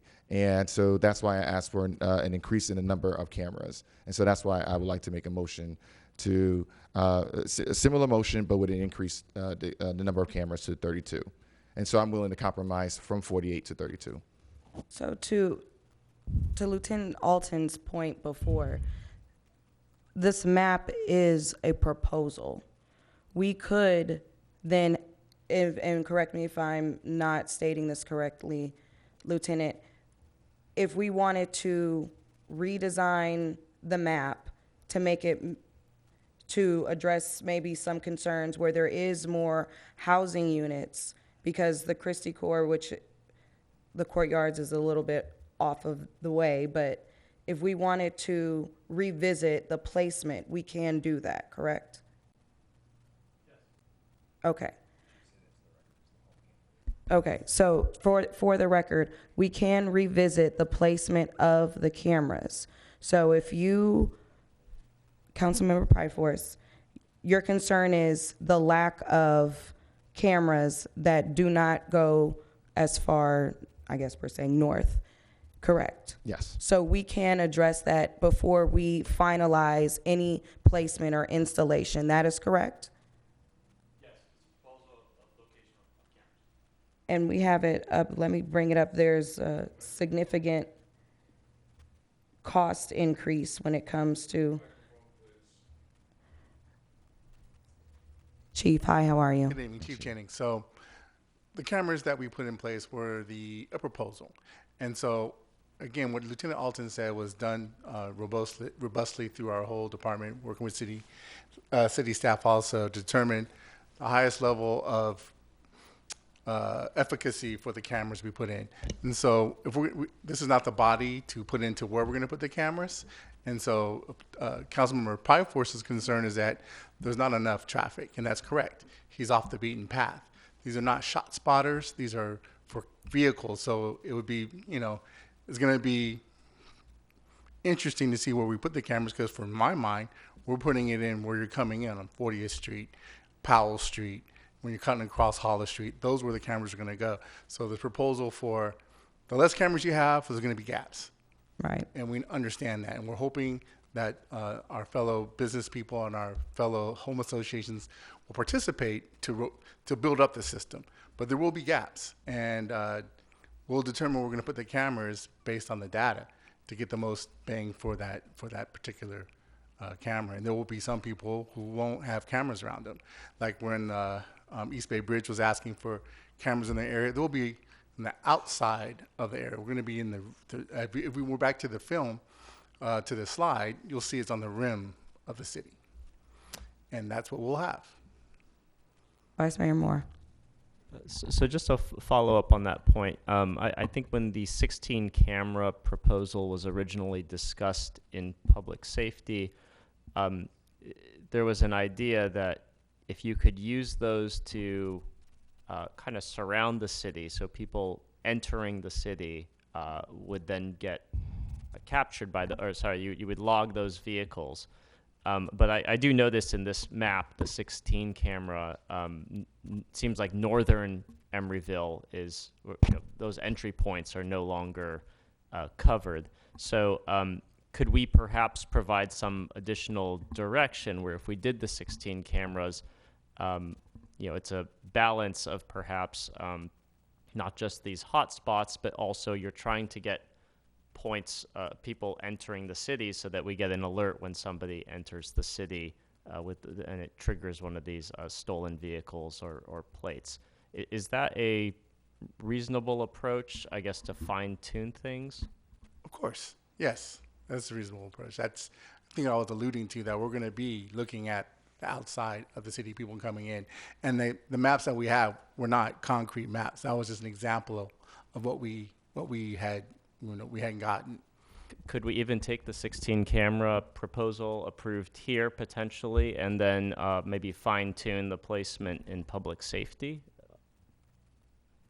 We could discuss it.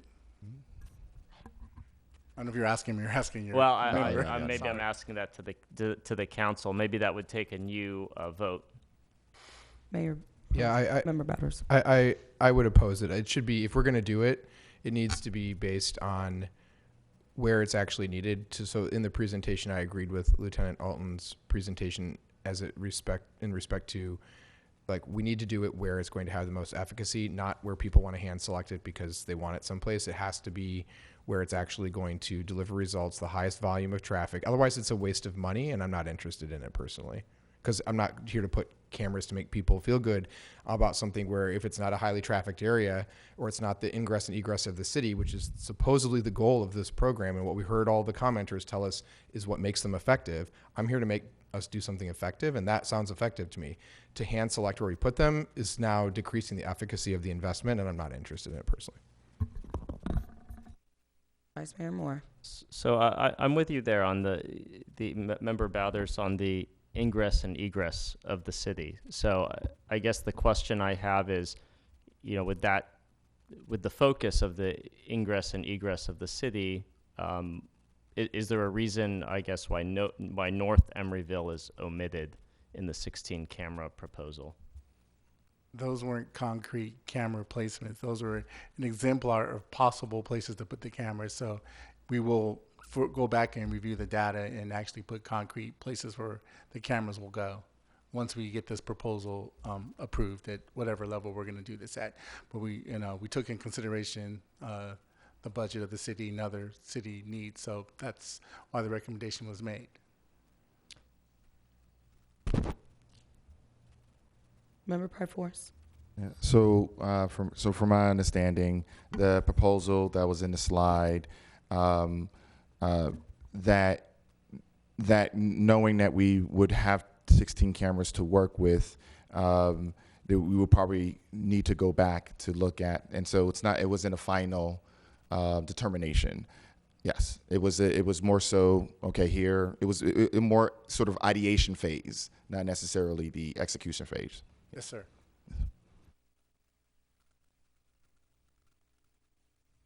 Vice Mayor Moore. So just to further clarify this, the 16 camera proposal, the police department will take that, if that gets, it's been approved, and you guys would then place the cameras with a focus on the ingress and egress of the city. There's no further input from council in that instance or committees. That's my understanding. Is that everybody else's understanding? Yes, that is correct. That would be my expectation, yes. Member Carter, did you raise your hand? Okay. So we're all set.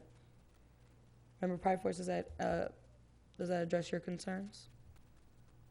It does. I still would like to make a motion. If the motion isn't carried, then that's fine. Okay. I'd like to make a motion to for the purchase. And thank you, Chief, for the purchase and use of ALPR technology as relates to cameras and the platform, everything involved, and to increase the number from 16 to 32, down from 48, which would have provided us the maximum coverage. That's my motion. Do we have a second? Motion dies for lack of a second. Thank you, members. Staff, you have your No, we need to take a motion again on the original thing because a motion to reconsideration happened, so there is no authority from the council. Is that correct, Mr. Attorney? You can make another motion based on your original motion, just to make it clear to staff what the direction is. Member Morrow should make his motion. So I'll make the motion to approve the 16 camera proposal. Is there a second? I second the motion. I second that motion. Thank you. Motion by Mora, second by Pryforce. Madam Clerk, the roll, please. Councilmember Bouders? Councilmember Carr? Aye. Councilmember Pryforce? Aye. Vice Mayor Mora? Aye. And Mayor Welch? Aye. Item 13, Department Head Reports. Thank you, Mayor Welch. This is Chad Smalley, your Community Development Director, reporting on Planning Commission actions at the December 14th meeting. We had a quorum of 6. Commissioner Martinez was absent due to a work commitment. And the Commission reviewed 2 items. One was a set of easements and making the general plan conformity findings required by Government Code Section 65402. These are to release and accept easements consistent with the final development plan that was approved by the Commission some time ago. And they made that motion unanimously with Chair Gizzoni recused. And you'll be seeing this item on a future agenda on the 16th, actually, to authorize the city manager to dispose of the unneeded easements. They also held their second study session on the Christie Avenue Affordable Housing Project. As a reminder, this is a 100% affordable housing project, city-sponsored, on city-owned property, approximately 362 units in 3 separate buildings. The project was well received overall, and on this item as well, the Commission made the findings of general plan consistency, same section of Government Code unanimously with Commissioner Henry recused.